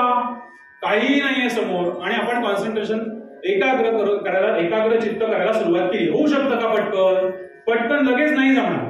काय करायला लागेल? त्याच्यासाठी आधी समोर काहीतरी वस्तू, काहीतरी देव, काहीतरी असलं पाहिजे. त्याच्यावर तुम्ही बघा आणि मग हळूच तो फोटो काढून घ्यायचा की आपल्या डोळ्याला ते इम्प्रेशन, प्रतिमा आपल्या डोळ्यासमोर राहते आणि मग आपल्याला ती सवय होते की समोर काहीही नसताना सुद्धा आपण तीच गोष्ट तिथे बघू शकतो. पण हे करताना कधी? सुरुवातीला सगुणाची उपासना, सुरुवातीला देवाची पूजा करत राहिलो तर आपल्याला नंतर असं समजेल की नाही आज मी प्रवासात आहे पण माझ्यासमोर तोच देव आहे, आमचा नारायणच समोर आहे असं समजून आम्ही त्याची पूजा करू. त्यामुळे निर्गुणाकडे जायचं असेल तर आपल्याला सगुणाची गरज आहे. दोन्ही गोष्टींचं महत्व आहे. ज्ञानेश्वर माऊली म्हणतात द्वैत दशेचे अंगण. ज्ञानेश्वरीमध्ये सांगितलंय द्वैत दशेचे अंगण, अद्वैत ओळखे आपण, भेदू तव तव गुण अभेदासी. द्वैत दशेचे अंगण, द्वैताच्या अंगणात अद्वैत आहेच. माऊली सांगतायत द्वैताच्या अंगणात अद्वैत असतच. मी सगुण उपासना करतोय त्याच्यामध्ये निर्गुण उपासनाही आहेच. भेदू तव तव गुण अभेदासी. अभेदासी भेदू तव तव. विचार केला पाहिजे ना. सरळ ओवी म्हटली आणि उलटी जरी म्हटली त्या चरणात काय सांगितलंय त्याचा अर्थ आपल्याला घ्यायचा आहे. अभेदासी भेदू तव तव गुण अभेदासी. जो अभेद आहे त्याचे आपण भेद कसे करणार बरं? पण माऊलीने सांगितलंय ना आपल्याला द्वैत दशेचे अंगण, अद्वैत ओळखे आपण, भेदू तव तव गुण अभेदासी. अभेदाचे सुद्धा भेद कळले पाहिजेत, ते आपण समजून घेतले पाहिजेत. मग हे सगळे भेद आपण एकत्र आणले, सगळं ब्रह्मतत्वाचे छोटे छोटे केलेले भाग समजून घेऊन एकत्र आणले की मग ब्रह्मतत्व आपल्याला कळणारे जे अभेद आहे, अव्रण आहे. मगाशी 11 उपाध्या सांगितल्या की नाही, अव्रण आहे, अक्षत आहे, भेद होऊच शकत नाही. इथपर्यंत पोहोचण्यासाठी हे सगळे छोटे छोटे भाग आपल्याला करायला लागतील. समर्थांनी दंडक घातलाय.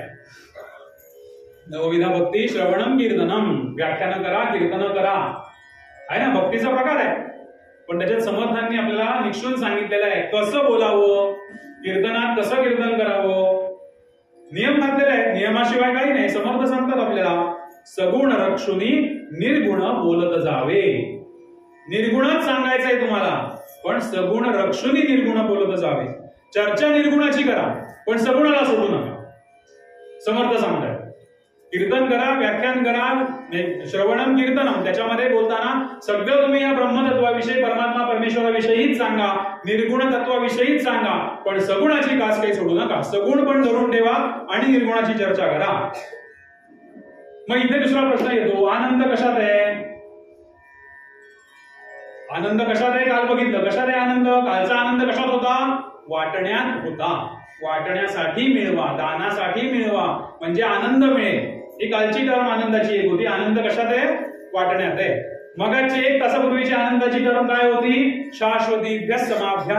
हे समजून घेताना शाश्वत आनंद म्हणजे काय ते आपण समजून घेतलं. आणि आता पुन्हा असा प्रश्न आपल्याला पडतोय की आनंद कशात आहे?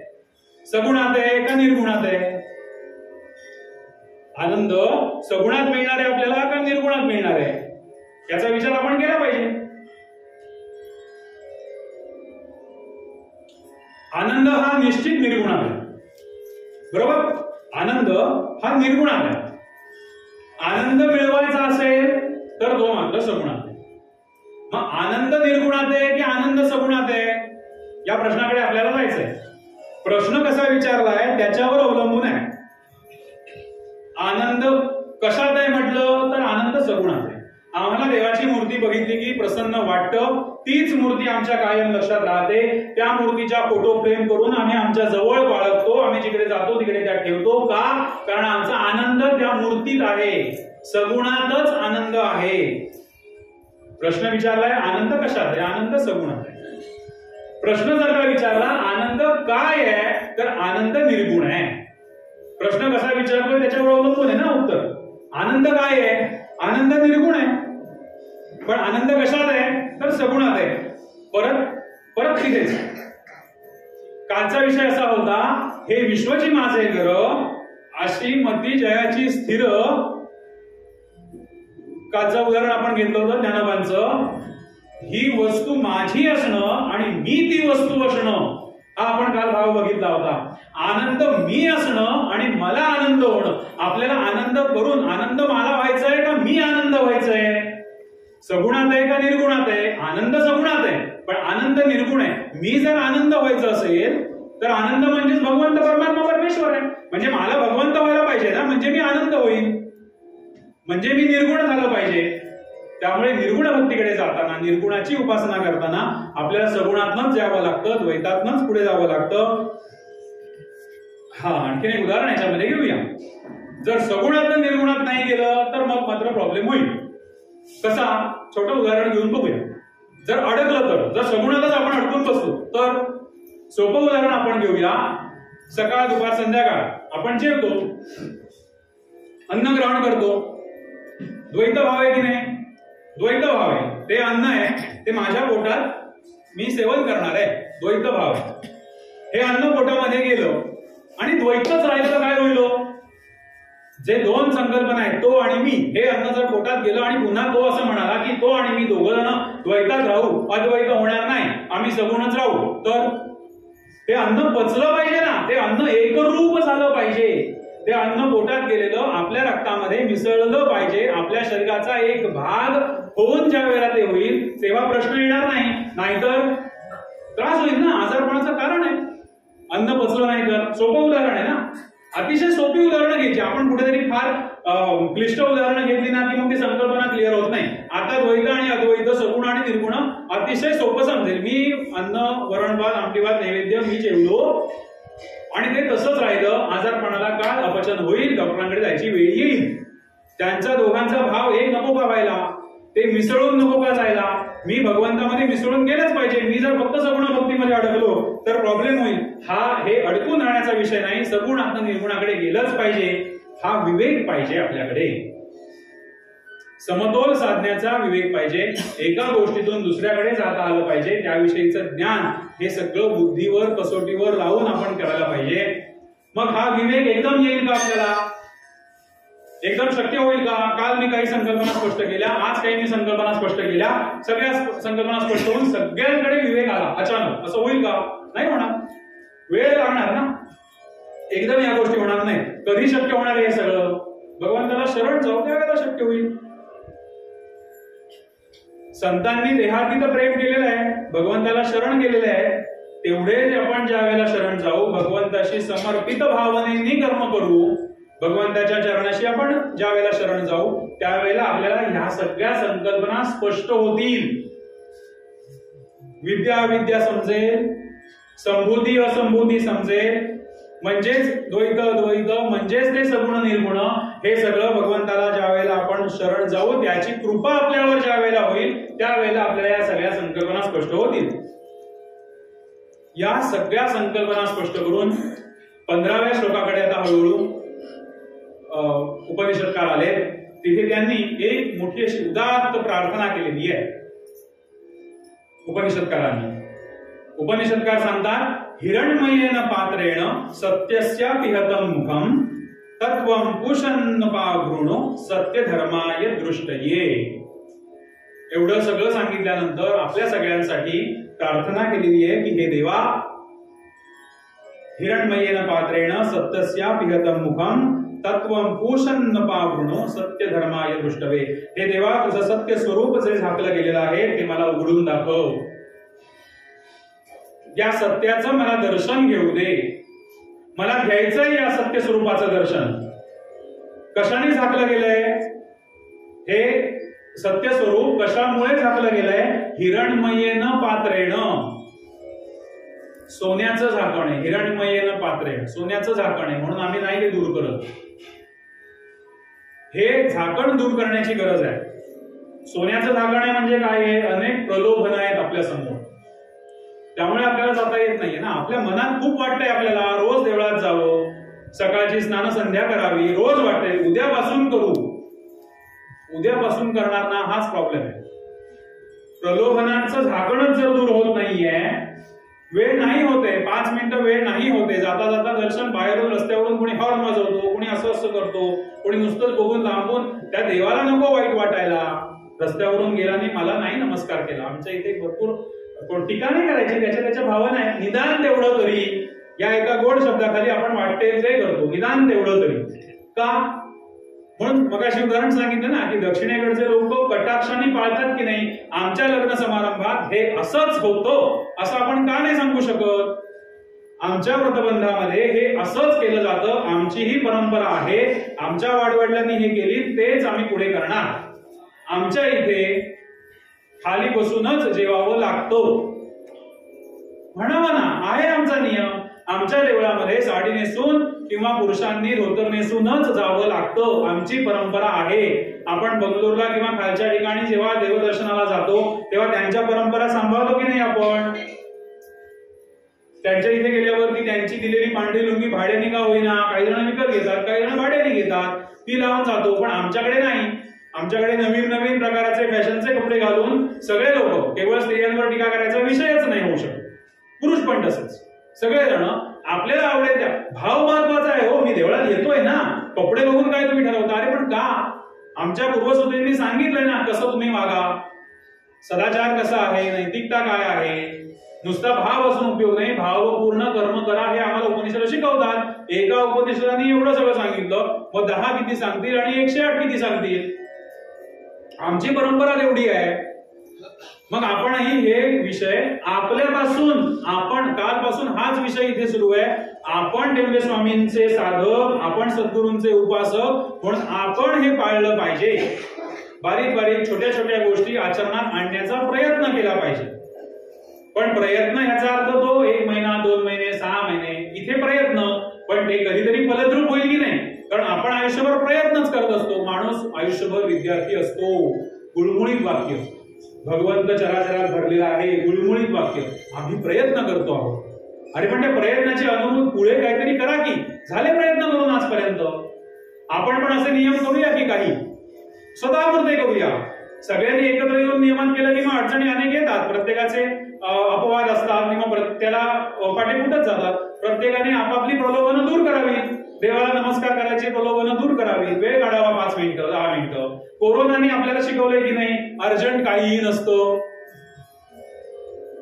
शिकवलंय आम्हाला व्यापारात शिकवलंय अर्जंट काही नसतं. आज ऑर्डर दिलेला माल 15 दिवस येणार नाही, गाड्या बंद आहेत. कोणाचं काही अडलं का? होतं त्या बिस्किट पुड्यावर आपण जगलो, होतं त्या अन्नधान्यावर आपण जगलो. मग तीच वेळ, त्यातनं शिकलो काय आपण? ती वेळ पुन्हा कधीही कोणावर येऊ नये, शत्रूवर सुद्धा वेळ येऊ नये असा काळ होता. पण शिकलो काय आपण त्यातनं? अर्जंट काहीही नसतं. ही एक टॅगलाईन शिकणारी होती की नाही? नाही आता बाहेर पडायला झालं तर काय फरक पडणार आहे? कामाच्या ठिकाणी 9 वाजता पोहोचायचंय, 5-10 मिनिटं आपण लवकर आलो, देवळात दर्शन घेऊन पुढे गेलो, काय शक्य आहे की नाही करणं? हिरण्मयेन पात्रेण, त्या सत्य स्वरूपाचं दर्शन जर आपल्याला घ्यायचं असेल तर प्रलोभनं दूर केलीच पाहिजे. आपण वेळ काढतो की नाही? लागतोच वेळ. हल्ली दापोलीत तर इथून एसटी स्टँड पर्यंत जायला 20-20 मिनिटं लागायला लागले, इतकं ट्रॅफिक आहे. आपण चिडचिड करतो फक्त ना, पण जायचं ते जातो की नाही. मग तेच 5 मिनिटं जर रोज आपण 5 मिनिटं 10 मिनिटं लवकर निघालो, देवळात नमस्कार केला, देवळात जाऊन नमस्कार केला. घरी आपल्या सगळ्याच देवतांचे फोटो आहेत, त्या देवळातला फोटोची मूर्तीचा फोटो सुद्धा आमच्या घरी आहे, म्हणून त्यालाच नमस्कार केला. कशासाठी? ही प्रलोभनं दूर करण्याची समाजाची आत्ताची गरज आहे. आता धर्माचं काम करण्याची गरज आहे. ही प्रलोभनं दूर करायची. का आम्ही हिंदू आहोत म्हणून अभिमानाने ओरडून सांगत नाही, ओरडून म्हणतोय आम्ही, नुसत्या भावना नाही पोचवायचे. हो मी हिंदू आहे, गर्व से कहो हम हिंदू आहे, गर्व से कहो हम हिंदू आहे, हे सांगता आलं पाहिजे ना. राम यज्ञाच्या वेळेला पण मी हे सांगत होतो की हा इतिहास जो आहे ना, हा इतिहास पुन्हा पुन्हा पुन्हा पुन्हा आपण सांगायला हवा. किती आपले कारसेवक मारले गेले, हा इतिहास कधीच कोणी सांगणार नाही. गेल्या वर्षी निदान तो उद्धृत झाला अनेकांकडनं, अजून पुढे आता तो होण्याचं काही बहुतेक दिसत नाहीये, व्यवस्था दिसत नाहीये. पण आपण आहोत ना, आपण सांगितले पाहिजे, आपण तो संस्कार वर्ग चालवले पाहिजे. बऱ्याच वेळेला बऱ्याच ठिकाणी मी हा सांगण्याचा प्रयत्न करतो, जे मगाशी यज्ञ संस्कृतीविषयी सांगितलं की यज्ञ संस्कृती म्हणजे काय आहे. बाहेर जाऊन लोकांचं प्रबोधन करायचंय. आपण उपासना करतोय, आपण भक्ती करतोय, आपण जप करतोय, सगळं आपण करतोय, आपण जप मंडळ म्हणून जप करतोय. पण एकदा तरी कधीतरी, हे अतिशय धाडसाचं विधान आहे, माझं वैयक्तिक आहे, माझी ही इच्छा आहे की यातल्या सदस्यांनी ज्यांना स्वतःला देव कळलाय, ज्यांना स्वतःला भक्तीचं महत्व कळलंय, यांनी समाजाला भक्तीचं महत्व सांगणं गरजेचं आहे. बाहेर पडून एक त्यांनी म्हणा, वैयक्तिकरित्या म्हणा, एक गट गट करून म्हणा, पण बाहेर पडून हे ज्यांना ह्या उपासनेचं महत्व समजत नाहीये त्यांना हे सांगण्याची गरज आहे. धर्म प्रबोधनाची गरज आहे. विश्व हिंदू परिषदेच्या कामात येण्याची गरज आहे. आज विश्व हिंदू परिषदेचं काम उभं राहत आहे, प्रलोभनं दूर करून धर्माचं काम म्हणून आक्रमकरित्या काम करण्याची गरज आहे. सत्य स्वरूपाचं दर्शन, जितका अध्यात्म मार्ग, जितकं ज्ञान, परत तोच विषय, जितकं ज्ञान महत्वाचं आहे तितकंच कर्म पण महत्वाचं आहे. आज आम्ही अनेक संत पीठांकडे जाऊन विनंती करतोय त्यांना हात जोडून, तुमचं पीठ सोडा आणि बाहेर या, समाजात फिरा, संत दर्शन यात्रा, संत यात्रा, असे अनेक कार्यक्रम अनेक ठिकाणी सुरू आहेत. मोठे मोठे संत आपलं पीठ सोडून बाहेर येत आहेत का? समाजात फेरी मारतायत. संत यात्रा, संत फेरी आम्ही म्हणतो की वर्षातनं एक एक दिवस प्रत्येक वाडी वस्तीवर जाऊन त्या संत महाराजांनी जायचंय, समाजात फिरायचंय. शंकराचार्यांनी तेच केली ना, केल्याने देशाटन वगैरे आपण मोठ्या गोष्टी करतो. रामदास स्वामींनी तेच केलं ना. एका ठिकाणी बसून थांबले का, हा माझा मठ आहे, सगळ्यांनी माझ्याकडे या आणि उपासना करा, सगळं मी तुम्हाला सांगतो, नाही असं त्यांनी केलेलं. मग त्यांनी जे केले ते आपण नको का करायला? जे आपल्या सद्गुरूंनी केली, जो उपदेश आपल्याला त्यांनी केली, त्यांच्या कृतीतून करून आधी केले मग सांगितले. आपण फक्त त्यांनी सांगितलेलं आपल्या घरी आपल्या मंदिरात बसून फक्त करतोय, याची नाही, याची आवश्यकता कर्म म्हणून आहे ते आपल्याला समजलंय ना. मग आपण बाहेर पडावं. आपल्या इथे जप केला, उठून आपण म्हणून उठून दुसरा मला बोलवेल आणि मग मी जाईन, जे मी आधी केले मग सांगितले. मी केला फोन, एकदा दोनदा विषय केला, मला तुमच्याकडे येऊन माहिती सांगायची, जे मला कळलंय ते मला तुमच्यापर्यंत पोहोचवायचंय. यथामती यथाशक्ती, जे माझं काही चूकभूल असेल, कमी गुण असेल ते माझ्याकडे राहील, मी अभ्यास करेन, मी वाढवेन, पण जेवढं मला कळलंय तेव्हा तुमच्यापर्यंत पोहोचवायचंय. ही प्रलोभनं दूर केली. सत्य स्वरूपाचं दर्शन, पुढे आपण त्याच्याकडे येणार. उद्धवितांचे तिमिर जावो, विश्व स्वधर्म सूर्य पाहो. हे सत्य स्वरूपाचं दर्शन जर आपल्याला बघायचंय. दुरित म्हणजे काय आहे? हाच मोह आहे ना, अंधकार आहे. हा अंधकार दूर करा.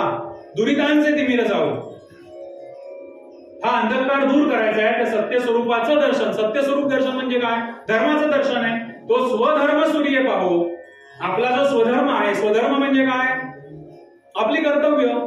तुम्ही जी कसोटी त्याला लावाल ना, त्या कसोटीवर हे शब्द खरे उतरणार आहेत. आपली कर्तव्य, आपल्या नोकरीच्या ठिकाणचं कामाचं कर्तव्य, हे जर इथे लावलं तर तो स्वधर्म होईल. पण धर्माचं काम हा स्वधर्मच आहे ना. विश्व स्वधर्म सूर्य पाहो. आम्हाला जर काय सत्यस्वरूपाचं दर्शन करायचं आहे, समाजात काल आपला विषय घृणा येता कामा नाही, विजिगुप्सते, काल आपण चर्चा केली त्याची. अशा प्रकारे कर्म केली तर तुम्हाला समाजाची, समाजातल्या घटकांची कोणाची घृणा येणार नाही, जवळीक वाटेल.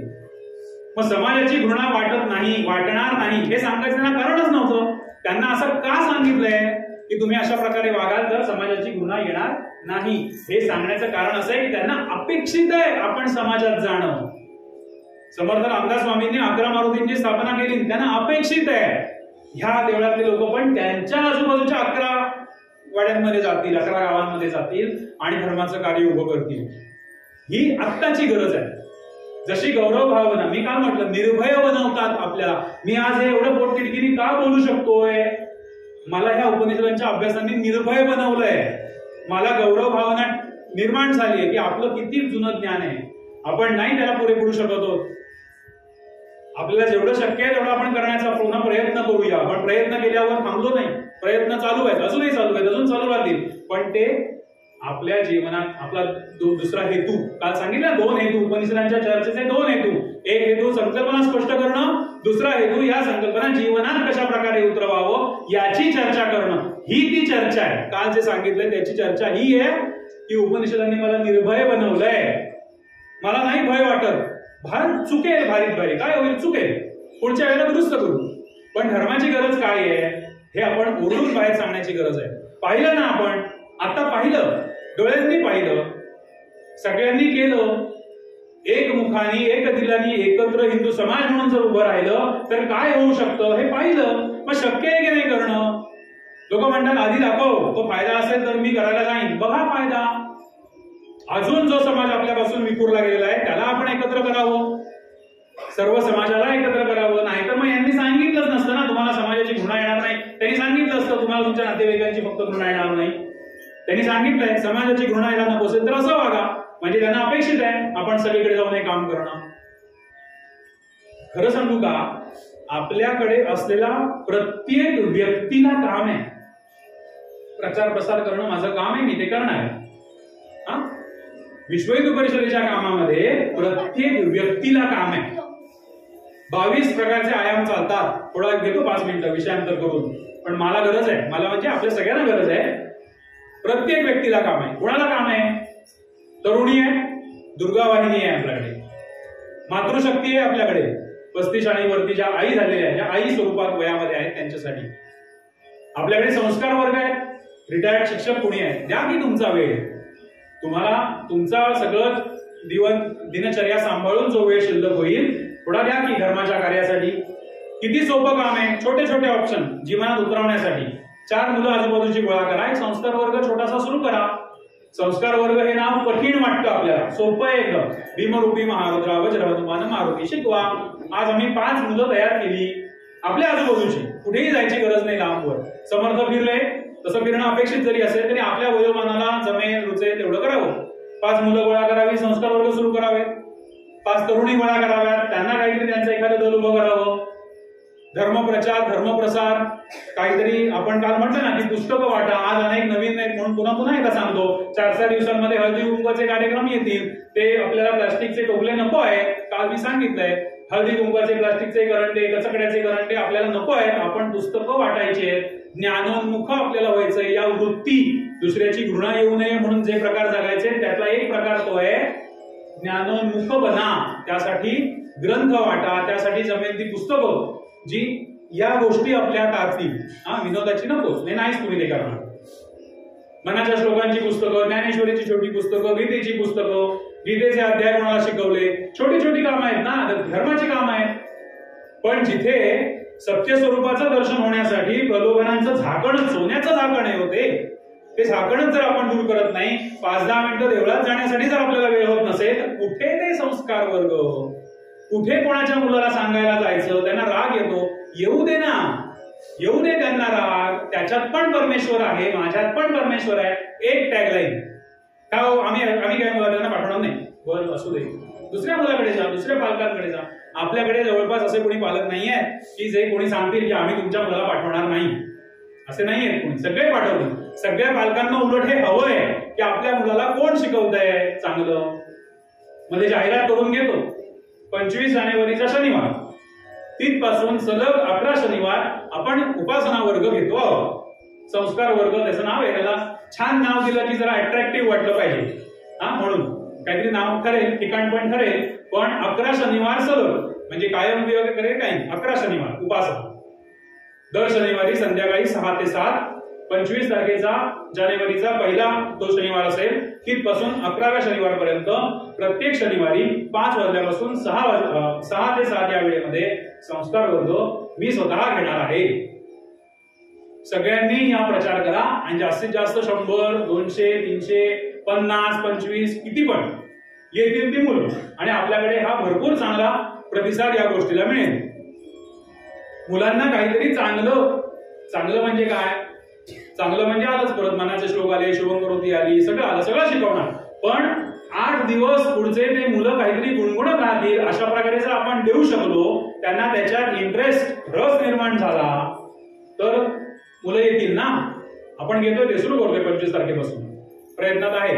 सगळी व्यवस्था लागली, ठिकाण फक्त ठरायचंय. त्या 2-3 चर्चा झाल्या की ठिकाणही आपल्यापर्यंत पोहोचेल. त्याला आम्ही श्रीराम उपासना असं म्हणणार आहोत. असं एक चाललंय श्रीराम उपासना. का? कारण 11वा शनिवार हा रामनवमीचा आदला दिवस येणार आहे आणि त्या दिवशी 10 शनिवार मध्ये जे जे शिकवलेलं असेल राम उपासना ती मुलं 11व्या शनिवारी करून दाखवतील आपापल्या पालकांना, समाजाला. हे गरजेचं आहे. किती यशस्वी होईल त्याच्यावरती काय होईल माहित नाही, पण का मला उपनिषदांच्या अभ्यासकांनी अभ्यास केल्यामुळे निर्भय बनवलंय. प्रलोभनाचं झाकण दूर करण्याचा प्रयत्न करतोय. त्यामुळे 2 कार्यक्रम मी तुम्हाला आता सांगितले. हा एक उपासनेचा कार्यक्रम दर शनिवारी 25 तारखेपासून सुरू होईल आणि आपण आपल्या ठिकाणी काहीतरी कर्म करावं. हा एक दुसरा कार्यक्रम. आपली जबाबदारीच्या भावनेतून हे करावं यासाठी या गोष्टी सांगितल्या. विषय कुठून सुरू झालाय? हिरण्मयेन पात्रेण. त्या सत्य स्वरूपाचं दर्शन मिळवण्यासाठी प्रलोभन दूर केली पाहिजे. 5 मिनिटं वेळ काढला पाहिजे. सगळ्या प्रलोभनातूून वेळ काढा. देवळात जा, नमस्कार करा, संस्कार वर्ग घ्या, आठवड्यातनं एकदा घ्या, 15 दिवसातनं एकदा घ्या, 2-3 मिळून करा, म्हणजे महिन्यातनं एकदाच एकाची वेळ येईल. अनेक ऑप्शन आपल्याकडे आहेत. हे देवा, तुझं सत्य स्वरूपाचं दर्शन मला घ्यायचंय, त्याचे झाकलं गेलेलं आहे हिरण्मयेन पात्रेण, ते तू दूर करून घे. सोन्याचं झाकण आम्हाला दूर करण्याची बुद्धी दे आणि आम्हाला तू दर्शन दे. कोणाकडे केली ही प्रार्थना? ही प्रार्थना कोणाकडे केली आहे? हे पूषण तत्वं पूषण न पावृणु सत्य धर्माय दृष्टये. हे पूषण, देवतेचं नाव आहे पूषण. पूषण म्हणजे काय? हे पोषण करणाऱ्या देवते. हे पोषण करणाऱ्या देवते म्हणजे बघा आणखीन एक टर्म जोडली. मगाशी 11 सांगितल्या, 11 उपाध्या लावल्या, काल पण थोड्या उपाध्या लावल्या होत्या. आता हे पूषण, नवीन नाव आपण देवाला दिलेलं आहे. हे पूषण. माझ्या जीवनातून आकर्षक गोष्टींचा मोह दूर व्हावा आणि सत्याचं दर्शन मला व्हावं अशी प्रार्थना केलेली आहे. अंधार दूर व्हावा, सूर्याचं दर्शन घ्यावं, दुरितांचे तिमिर जावो, विश्व स्वधर्म सूर्य पाहो. हा स्वधर्म म्हणजेच भगवंत आहे अशी प्रार्थना केलेली आहे. कशी आहे ही पोषण करती देवता? ते गमक मी सांगणार आहे ना, ते आता येईल हळूहळू पुढे. आजच्या दिवसाचं आणि या सगळ्यामधलं पोषण करणारी देवता. पोषण करणारी देवता कशी आहे? तो ऋषी आहे, तो यम आहे. यम म्हटलेलं आहे. आता आपल्याला एकच यम माहिती आहे. यम म्हणजे कोण? ते आपल्या चित्र, आपल्या समोर चित्र निर्माण करण्याची जी हातोटी आहे ना टीव्ही वाल्यांची, ती खूप चांगली आहे. काळे कपडे, गदा, काळी ती शिंग लावलेली. हल्ली आंदोलनात पण यम येतात बघा, बरेच येतात टीव्हीवर, न्यूज चॅनल वरती. यम, एकच यम माहितीये, दक्षिणेकडचा यम की जो येतो आणि मृत्यू आणि ते आपले प्राण आणि मध्ये यमदूत त्याचे उडून घेऊन जातात. ते सगळं चित्र आपल्या डोळ्यासमोर लगेच येतं. यम इथे अपेक्षित काय आहे? यम म्हणजे नियंता आहे, नियमन करणारा, कंट्रोलर, कंट्रोलिंग करणारा, अशी इथे टर्म अपेक्षित आहे. यम शाश्वतीभ्य समाभ्य, मग काही सांगितलं ना, शाश्वत व्यवस्था लावणारा नियंता, तो म्हणजे यम, नियंता आहे. पूषण्ये कर्मे यम सूर्य प्राजापत्य व्यूह रश्मीन समूह असं म्हटलेलं आहे. पूषण्ये कर्षे यम सूर्य प्रजापती अशा देवतांचा उल्लेख केलेला आहे. व्यूह रश्मीन समूह तेजो यत्ते रूपम कल्याणतमं तत्ते पश्यामि यो वसौ पुरुष सोहम अस्मि. 16वा श्लोक आहे. काल चर्चा झाली, व्याख्यानात नाही झाली. सोहम अस्मि तिथेच जायचंय परत. सोहम अस्मि तो एक वेगळा 8 दिवसाचा कधीही न संपणारा असा विषय आहे. सोहम अस्मि. आपण आलोय पूषण्ये कर्षे यम सूर्य प्रजापत्य. पूषण देवता कोणती आहे? पोषण करणारी. हे पूषण कशी आहे देवता? यम सूर्य प्रजापत्य व्यूह रश्मीन समूह असे 3 शब्द वापरलेले आहेत. व्यूह रश्मीन समूह. रश्मीन समूह, रश्मी म्हणजे किरण, हे जे काही तेजाचे किरण आहेत त्यांचा समूह. उपनिषदकार म्हणतात की हे सत्य स्वरूपाचं दर्शन, आता तुम्ही हे सगळं हिरण्मयनं पात्र्यानं सगळं दूर केलेलं आहे आपण, आणि हे सत्य स्वरूपाचं दर्शन जे आम्हाला होत आहे ते तेज आम्हाला सहन होत नाहीये. हे तेज नाही सहन होत आम्हाला. हे तुमचं घोर रूप जे आहे ना, तेजस्वी रूप आहे, हे आमच्या डोळ्याला सहन होत नाहीये. आमचे डोळे दिसतायत. आम्हाला कसं दर्शन हवंय? तेजो यत्ते रूपम कल्याणतमं तत्ते पश्यामी. आम्हाला कल्याणकारी रूप दाखव. आम्हाला शांत स्वरूपाचं रूप दाखव. आम्हाला दर्शन हवंय तुझं, पण हे तेजस्वी दर्शन नाही आम्हाला सहन होत. आम्हाला तुझं शांत स्वरूपाचं दर्शन हवंय. आम्हाला तुझ्याकडे बघता येईल अशा प्रकारचं दर्शन आम्हाला हवंय. भगवंता आवरा तुमच्या या रूपाला. नका रश्मी समूह आवरा तुमचा आणि आम्हाला शांत स्वरूपाचं दर्शन द्या, असं आपल्याला शास्त्रकार सांगतायत. कल्याणकारी दर्शन हवंय आम्हाला. रौद्र रूप नको, तेजस्वी रूप नाही भगवते, मला नकोय ते. शांत स्वरूपाचं दर्शन. संतांनी पण अशीच अपेक्षा केली आहे, वेदांनी पण अशीच अपेक्षा केली आहे. शांत स्वरूपाचं दर्शन. याते रुद्र शिवातनो रघोरा पापकाशिनी.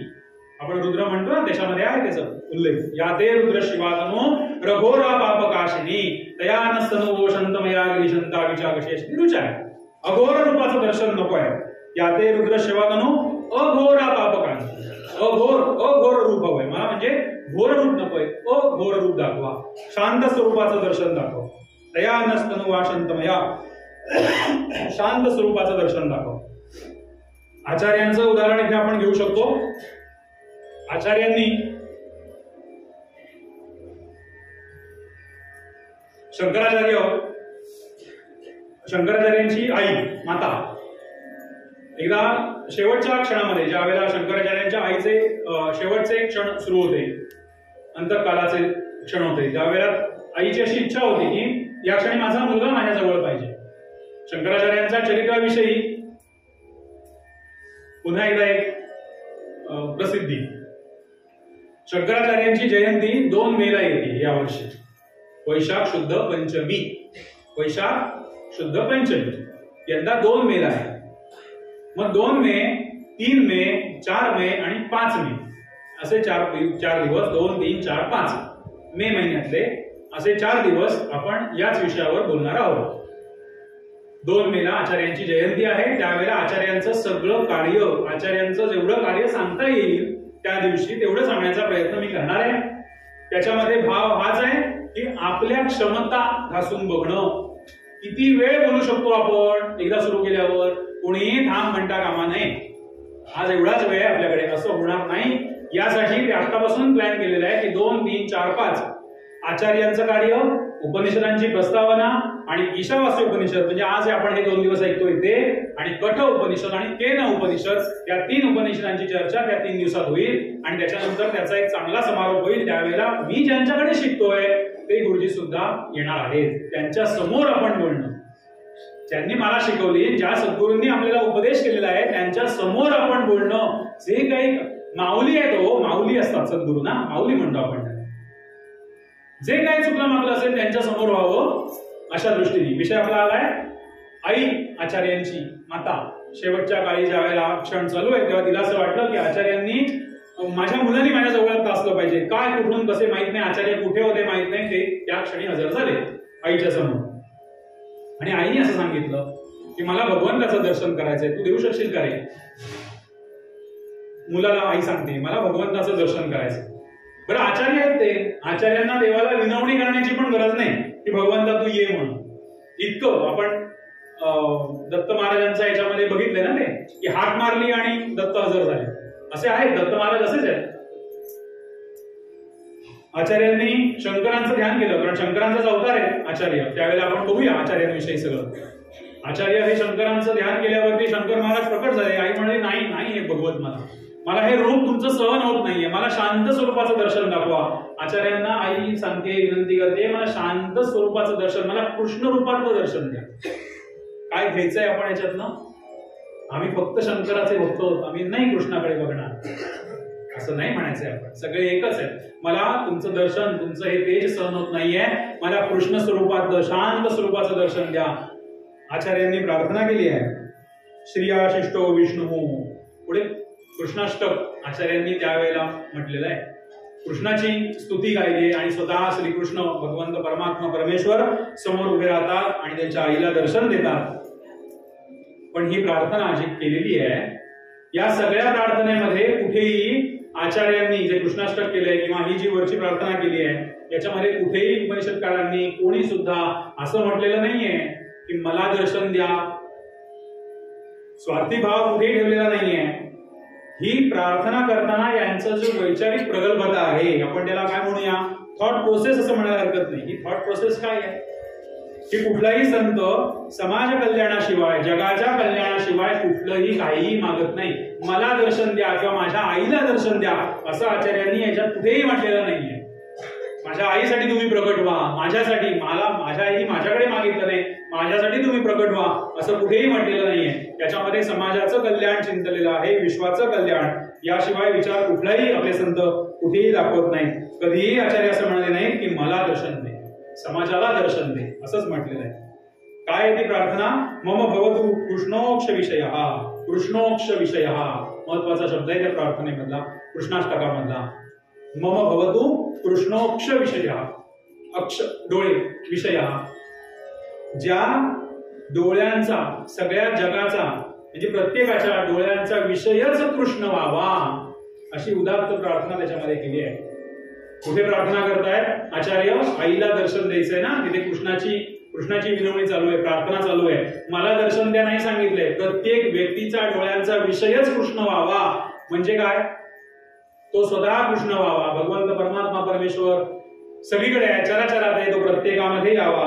आईसाठी जरी प्रार्थना केलेली असली तरी सुद्धा समाजाचं हित सोडून केलेली नाहीये, स्वतःसाठी केलेली नाहीये, असं हे शंकराचार्य आहे.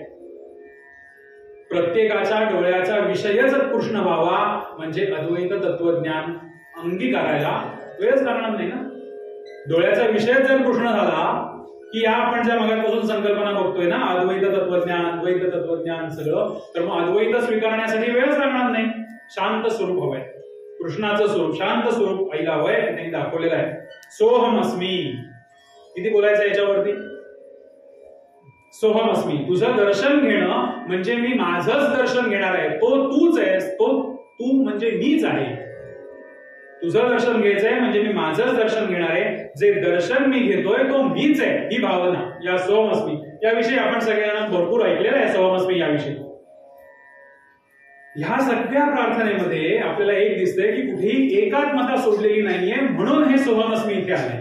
पुन्हा एकदा सगळ्या संकल्पना स्पष्ट करून सगळीकडनं फिरून येऊन सोहमस्मी इथे येतात. म्हणजे पुन्हा एकत्व भाव, एकात्म भावना ही इथे सोडलेली नाहीये.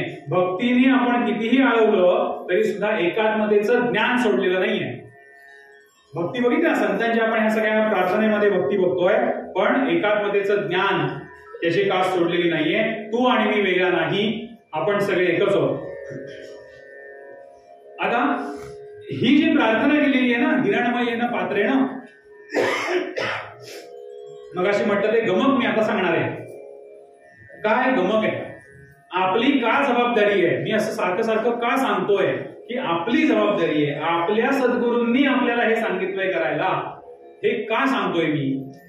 हे जे श्लोक मी आता वाचला, हिरणमयेन पात्रेण, सोन्याचं झाकड आहे ते दूर करा वगैरे वगैरे, हे सगळं आपल्याला टेंबे स्वामींच्या, आज रविवार आहे, योगायोग पण मी सांगेन म्हटलं ना, मला माहिती नव्हतं हे सगळं, मी नव्हतं वाचलेलं. खरं आहे ते खरं.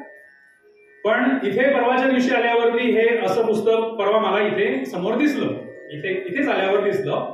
सहज चालता आपल्याला मला असं त्याच्यामध्ये दिसलं की अरे आपण पण रविवारीच बोलणार आहोत, आज बोलणार आहोत. आणि आजच जे 7 दिवसाच्या 7 उपासना सांगितलेल्या आहेत की कुठल्या कुठल्या दिवशी काय काय अभंग आणि श्लोक म्हणाले आहेत या पुस्तकामध्ये, रविवारी काय, सोमवारी काय.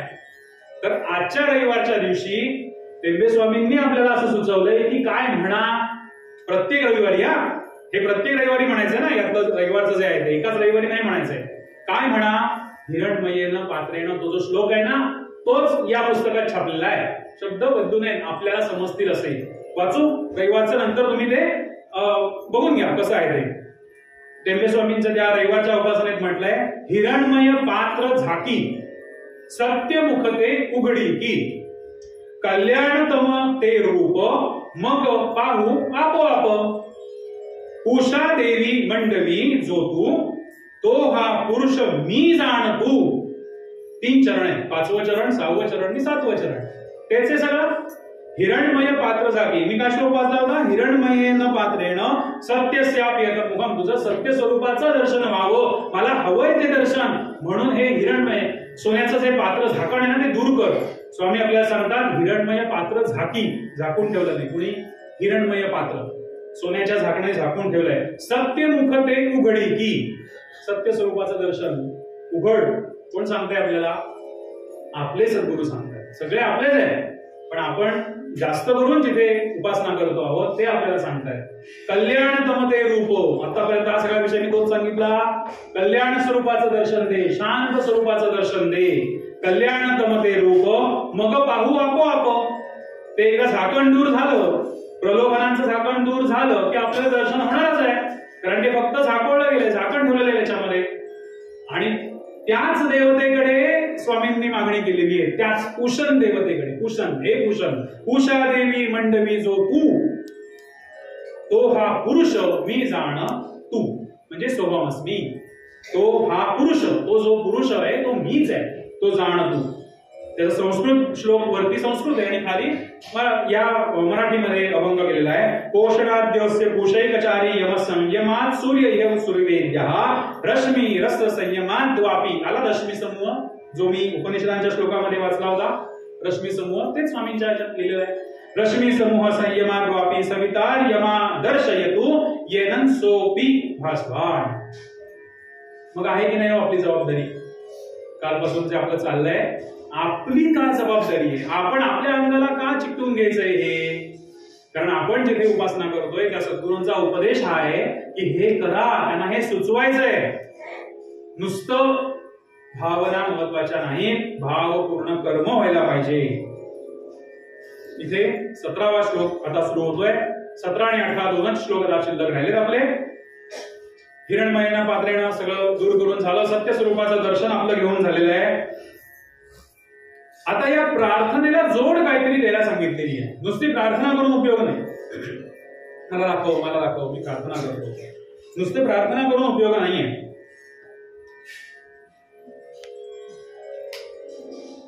कसली जोड द्यायची याला? 17व्या श्लोकामध्ये या प्रार्थनेला जोड देण्याविषयीचा श्लोक आलेला आहे. वायुरनिल ममृतमध्येयम भस्मांतर्ग शरीरम. आणि भस्मांतर्ग शरीरम हा एक शब्द आपल्याला महत्वाचा आहे. भस्मांतर्ग शरीरम एवढंच लक्षात ठेवूया. आणि ओम क्रतोस्मर कृतज्ञस्मर. क्रतोस्मर कृतज्ञस्मर. काय स्मर? कसली तरी जोड द्यायची या प्रार्थनेला. उपनिषदकार म्हणतात काय आठव, काय केलंस? प्रार्थना आम्ही केली आहे तुझ्यासाठी भगवंताकडे. भगवंत देईल तुला दर्शन. कधी? हिरण्मयेन पात्रेण सत्यस्याप्येत मुखम. ज्या वेळेला तू तुझं प्रलोभनांचं झाकण दूर करशील, भगवंत तुला दर्शन देईल. पण ते आठव आधी तू काय केलंयस. आठवा बरं आपण काय काय केलंय. सगळ्यांनी आठवा. 1-2 सेकंद थांबू. आठवा सगळ्यांनी आपण काय काय केलंय. काय आठवलं आपल्याला? आपण काय केलं ते आठवलं नाही कोणाला. खरी गोष्ट आहे. मला तरी नाही आठवलं. अजूनही काय काय वेळेला प्रश्न पडतो. आपण काय काय मिळवलं ते आठवलंय सगळ्यांना. आपण काय काय मिळवलंय. आम्ही किती छान इमानदारीने नोकरी व्यवसाय केलाय.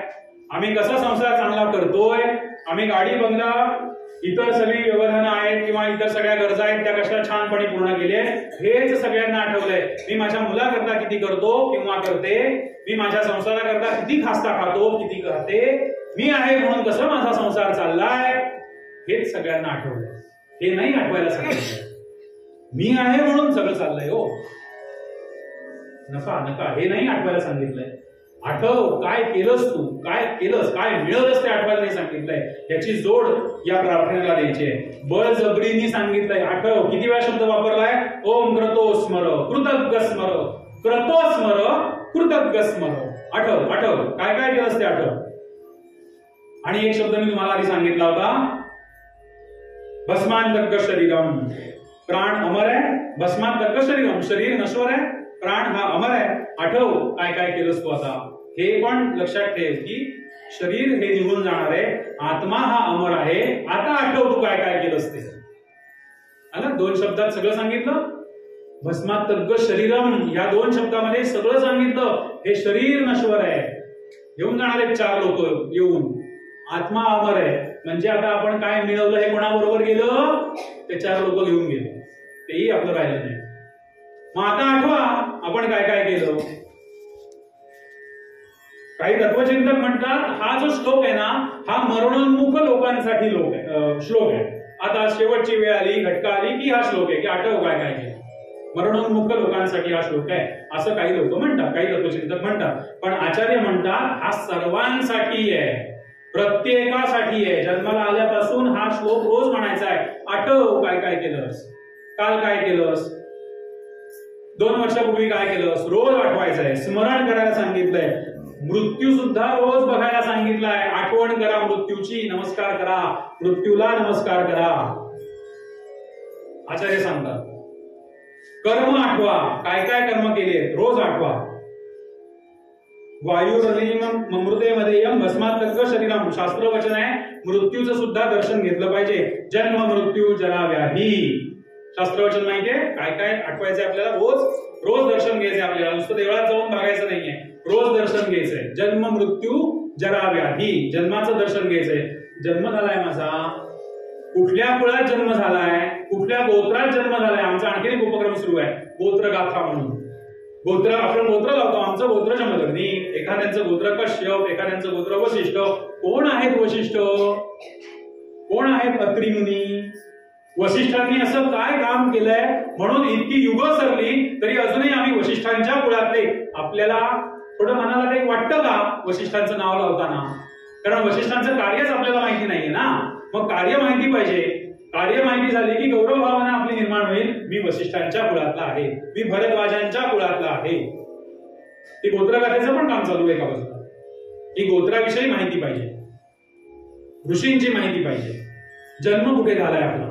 तर मग आपण आपलं रोजचं कर्म व्यवस्थित करू, जबाबदारीच्या भावाने करू. आपण एखादी गोष्ट करायला गेलो की आपल्याला असं वाटेल नाही नाही माझं ना गोत्र वशिष्ठ आहे, मी वशिष्ठांच्या गोत्रातला आहे, मी हे करणं योग्य नाहीये, मी असं नाही वागणार.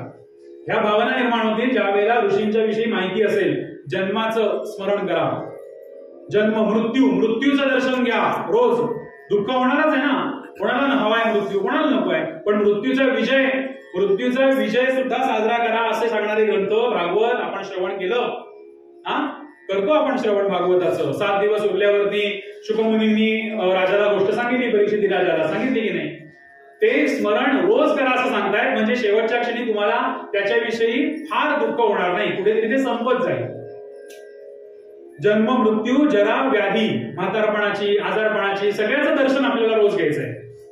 कृतो स्मर, कृतज्ञ स्मर, सगळं आठवा. आतापर्यंत तुम्ही काय काय केलंय हे सगळं आठवा. आणि आता पुढच्या मंत्रामध्ये सांगतात, उपनिषद काय म्हणतात, अग्नीला सांगतात पुढच्या वेळेला की आम्हाला परमेश्वरापर्यंत तू आता घेऊन जा. शेवटचा मंत्र आहे 18वा. ही सगळी प्रार्थना करून झाली, आपल्याला आपली कर्म आठवून झाली.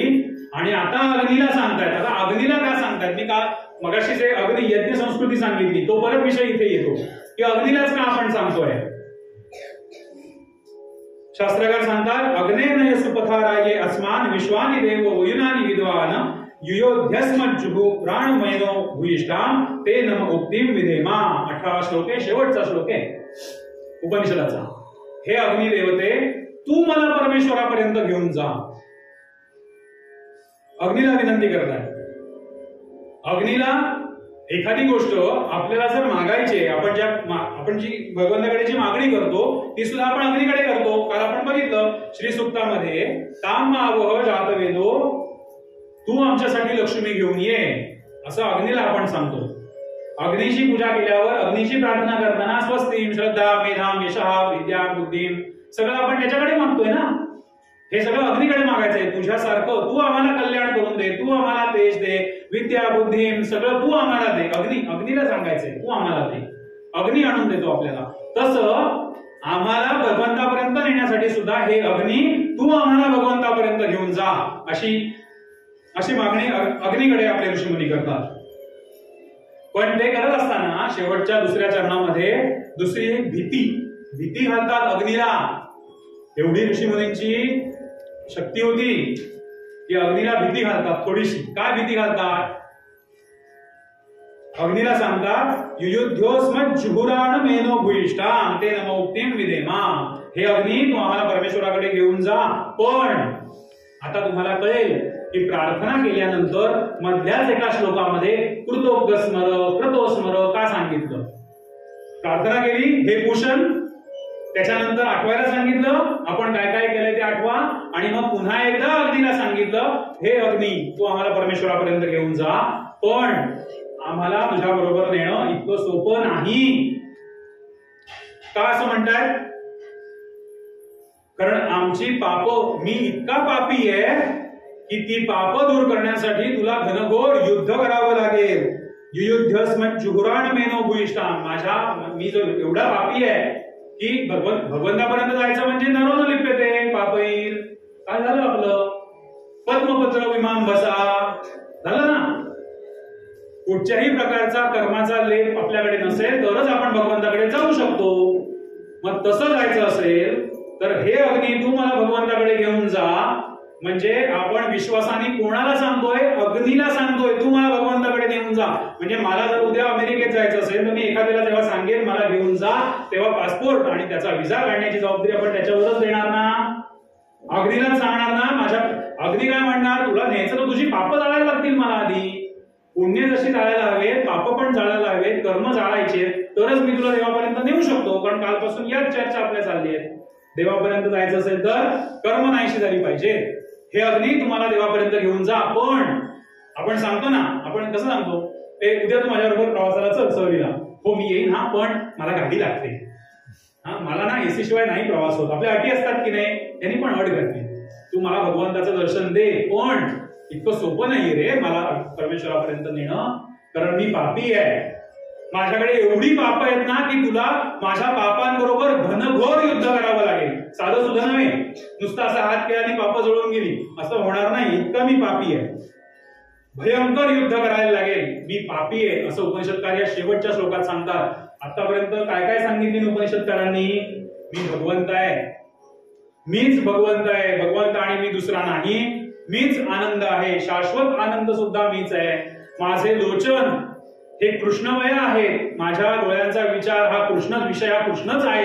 एवढं सगळं असून शेवटच्या चरणात सांगतात की मी पापी सुद्धा आहे, आणि मला जर का तुला भगवंतापर्यंत नेण्याची मी प्रार्थना करतोय तर तू ही सगळी जन्मजन्म करून ठेव तयारी. काय? माझ्या पापांशी युद्ध पण तुला करायचंय, आणि असं सगळं करून तुम्हाला घेऊन जा. का अग्नीलाच का सांगितलंय हे पण महत्वाचं आहे ना. हे काय गरुडाला पण सांगून चाललं असतं, हे गरुडा तू मला परमेश्वरापर्यंत घेऊन जा.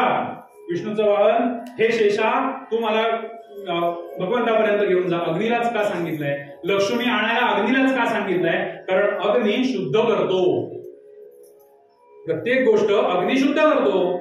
आपण शुद्धतेचं सगळ्यात आदर्श प्रतीक म्हणजे काय? अग्नी आहे ना. अग्नीतनं तावून सुलाखून निघाला की ते शुद्ध आहे, शुद्ध स्वरूप बनवतो अग्नी. कोणाला? लक्ष्मीला. आपल्याला शुद्ध करतो. आपल्या पापाचं सगळं कर्म धुवून काढायचं असेल तर अग्नीच आपल्याला उपयोगी पडणार आहे. दुसरा कोणीही आपल्याशी पापांची युद्ध करू शकणार नाही. म्हणून हे अग्नेय सुपथारायो, अग्नीलाही प्रार्थना केलेली आहे की तू आम्हाला परमेश्वराचं हे रूप दाखव.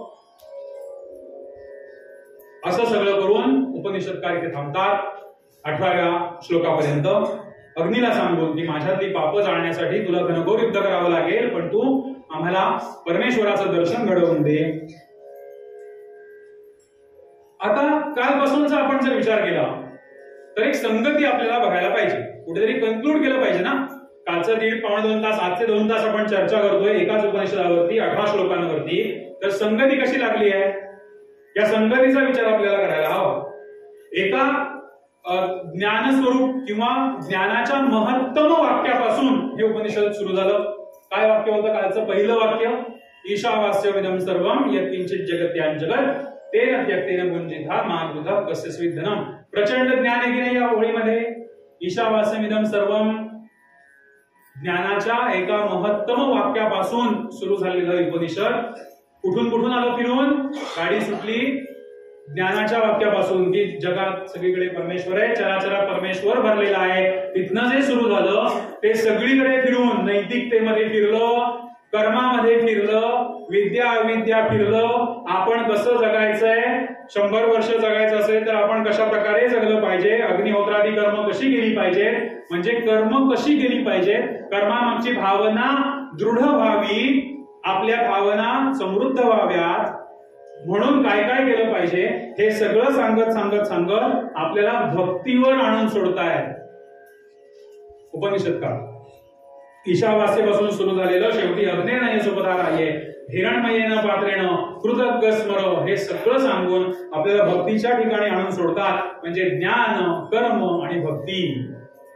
सगळ्या उपनिषदांमध्ये आपल्याला ज्ञान, कर्म आणि भक्ती या तीनही गोष्टींचा समन्वय कसा साधावा, या तिघातलं एखादं उत्कट असू शकतं आपल्याकडे, पण विवेकाने त्याचा विचार करून त्याच्या समन्वयाने समतोलाचा विचार करून आपल्याला या तीनही गोष्टी आपल्याला पाहिजे. तीनही गोष्टींची यथेच्छ चर्चा या उपनिषदांच्या ईशावास्य उपनिषदामध्ये केलेली आहे आणि अनेक उपनिषदांमध्ये या चर्चा केलेली आहे. ज्ञान, कर्म आणि भक्ती. ज्ञानाच्या श्लोकापासून सुरुवात करायचं. कर्म, अकर्म, विद्या अविद्या, सगुण निर्गुण, संभूती असंभूती हे सगळं सांगून शेवटी भगवंताला शरण जायचंय. हे अग्नी, माझ्या पापांचा नाश तू कर आणि मला सत्य स्वरूपाचं दर्शन घेऊ दे, तिथपर्यंत तू मला घेऊन चल. अशा भक्तिभावापर्यंत सगळ्या समर्पित भावनेनी आपल्याला इथे उपनिषद आणून सोडतं. यथाशक्ती यथामती या ईशावास्य उपनिषदाचा विचार आणि चर्चा मी आपल्याशी करण्याचा प्रयत्न केलेला आहे. आज आता आपल्याला कळेल की माझा थोडासा आग्रह का होता याविषयी चर्चा करण्याचा, आणि स्वामी महाराजांनी आपल्या दत्त महात्म्यामध्ये याचा अंतर्भाव का केलेला आहे. आज अनेक नवीन चेहरे आहेत म्हणून पुन्हा एकदा मी उद्धृत करतो की दत्त महात्म्य हे जे टेंबे स्वामींचं आहे याच्यामध्ये 39व्या अध्यायापासून 51व्या अध्यायापर्यंत प्रत्येक ओवी जर आपण घेतली तर त्या ओवीचं तिसरं अक्षर गोळा करायचं. प्रत्येक ओवीचं तिसरं अक्षर आपण एकत्र केलं तर हे उपनिषद तयार होतं.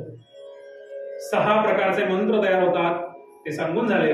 त्यातलं एक हे ईशावास्य उपनिषद तयार होतं आणि एक मांडुक्य उपनिषद तयार होतं. अशी 2 उपनिषद आपल्याकडून नकळतपणे घडली जावी, नकळतपणे आपल्या मुखातून ती उद्धृत व्हावी. ही कळकळ, ही तळमळ आपल्या सद्गुरूंना आहे, म्हणून त्यांनी त्याचा अंतर्भाव या दत्त महात्म्यामध्ये केलेला आहे. मी दत्त महात्म्य हा एक विषय घेऊन जर बोलायचं असेल तर किती मोठा विषय आहे. दत्त महात्म्य आणि त्याच्यामध्ये अंतर्भाव केलेला हे एक उपनिषद. अजून एक मांडुक्य उपनिषद आहे, त्याच्याविषयी आपण नंतर कधीतरी चर्चा करू, कारण ती केलीच पाहिजे, कारण ती आपली जबाबदारी आहे. कारण ते आपल्या सद्गुरूंनी सांगितलेलं आहे, त्या दत्त महात्म्यात त्यांनी सांगितलेलं आहे. म्हणजे त्यांची इच्छा आहे ना की याच्यावर साधकांचं लक्ष राहावं, मी सांगितलंय तसं वागण्याचा किमान प्रयत्न करावा. म्हणून हे सगळं सांगण्याची, पुन्हा पुन्हा सांगण्याची, निर्भय बनणं, धर्मासाठी काम करणं, काहीतरी आता इथे असलेल्या सगळ्यांनी थोडा थोडा वेळ आपला काढा, आपल्या धर्माच्या कामासाठी हा विषय कशा प्रकारे देता येईल, कसा वेळ आपल्याला थोडा थोडा देता येईल. जे रिटायर्ड पर्सन आहेत, जे पेन्शनर्स आहेत, ज्यांना आता नवीन काहीतरी पैसे कमावून नोकरी करण्याची आवश्यकता नसताना, म्हणजे ज्यांचं सगळं व्यवस्थित चाललंय, त्यांनी संध्याकाळची वेळ 2-2 तास 1-1 तास जरा द्यावा, धर्मकार्यासाठी द्यावा, माझ्याशी संपर्क करावा. आपल्याकडे भरपूर काम आहे, प्रत्येकाला काम आहे.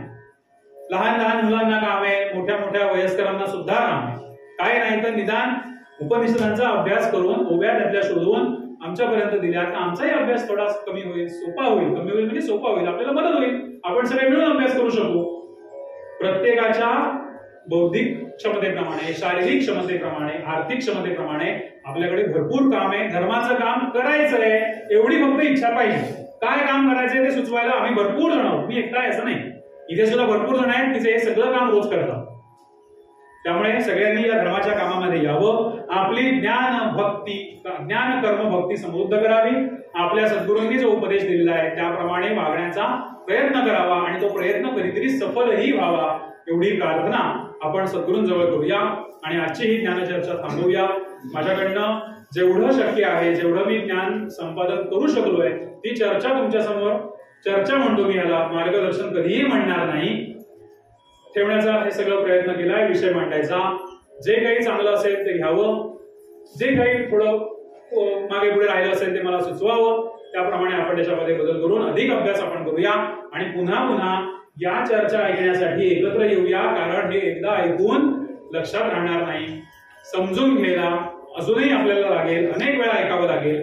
ज्ञान कर्म भक्ती समृद्ध करूया आणि धर्माच्या कामाला काहीतरी आपली मदत कशी होईल. उपदेशाचं पालन.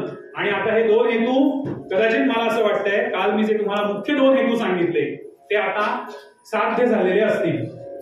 मला विश्वास आहे स्वतःविषयी आता निर्माण झालाय आता, की हे दोन हेतू जे आहेत ते मी तुम्हाला बरोबर देऊ शकलोय. पहिला हेतू आपला होता चर्चेचा की संकल्पनांची स्पष्टता, ती तर झाली असेल. संकल्पनांची स्पष्टता. आता कोणालाही असं वाटणार नाही की उपनिषद आपली नाही आहे, आमच्यासाठी नाही आहे, आपलीच आहे, आपल्यासाठी आहे, आपल्याला समजू पण शकतात. आणि दुसरा हेतू आपला होता की रोजच्या जीवनात ही कशी उतरवायची, तेन त्यक्तेन भुंजिना कसं उतरवायचं, शाश्वतिभ्य समाभ्या कसं उतरवायचं, हे सगळं तुमच्यापर्यंत पोहोचवण्यासाठी कदाचित मी यशस्वी झालोय. मला असा विश्वास आहे की आपण सगळेजण सद्गुरूंच्या कृपेने या धर्मकार्यामध्ये याल. आपण आजची चर्चा थांबवूया. यदक्षरं पदभ्रष्टं मात्राहीनं च यद्भवेत् तत्सर्वं क्षम्यतां देवो प्रसीद परमेश्वर. काले वर्षदपर्जन्यं पृथ्वीं सस्यशालिनीं देशोऽयं क्षोभरहितो ब्राह्मणः सन्तु निर्भयः. अपुत्रिणाः पुत्रिणाः सन्तु, पुत्रिणाः सन्तु पौत्रिणाः, अधनाः सधनाः सन्तु, सन्तु सर्वे निरामयाः. आकाशात् पतितं तोयं यथा गच्छति सागरं सर्वदेव नमस्कारं केशवं प्रतिगच्छति. गुरुर्ब्रह्मा गुरुर्विष्णु गुरुर्देवो महेश्वरः. गुरुरेव परं तत्त्वं तस्मात् गुरुमुपाश्रयेत्. अवधूत चिंतन श्री गुरुदेव दत्त. अवधूत चिंतन श्री गुरुदेव दत्त.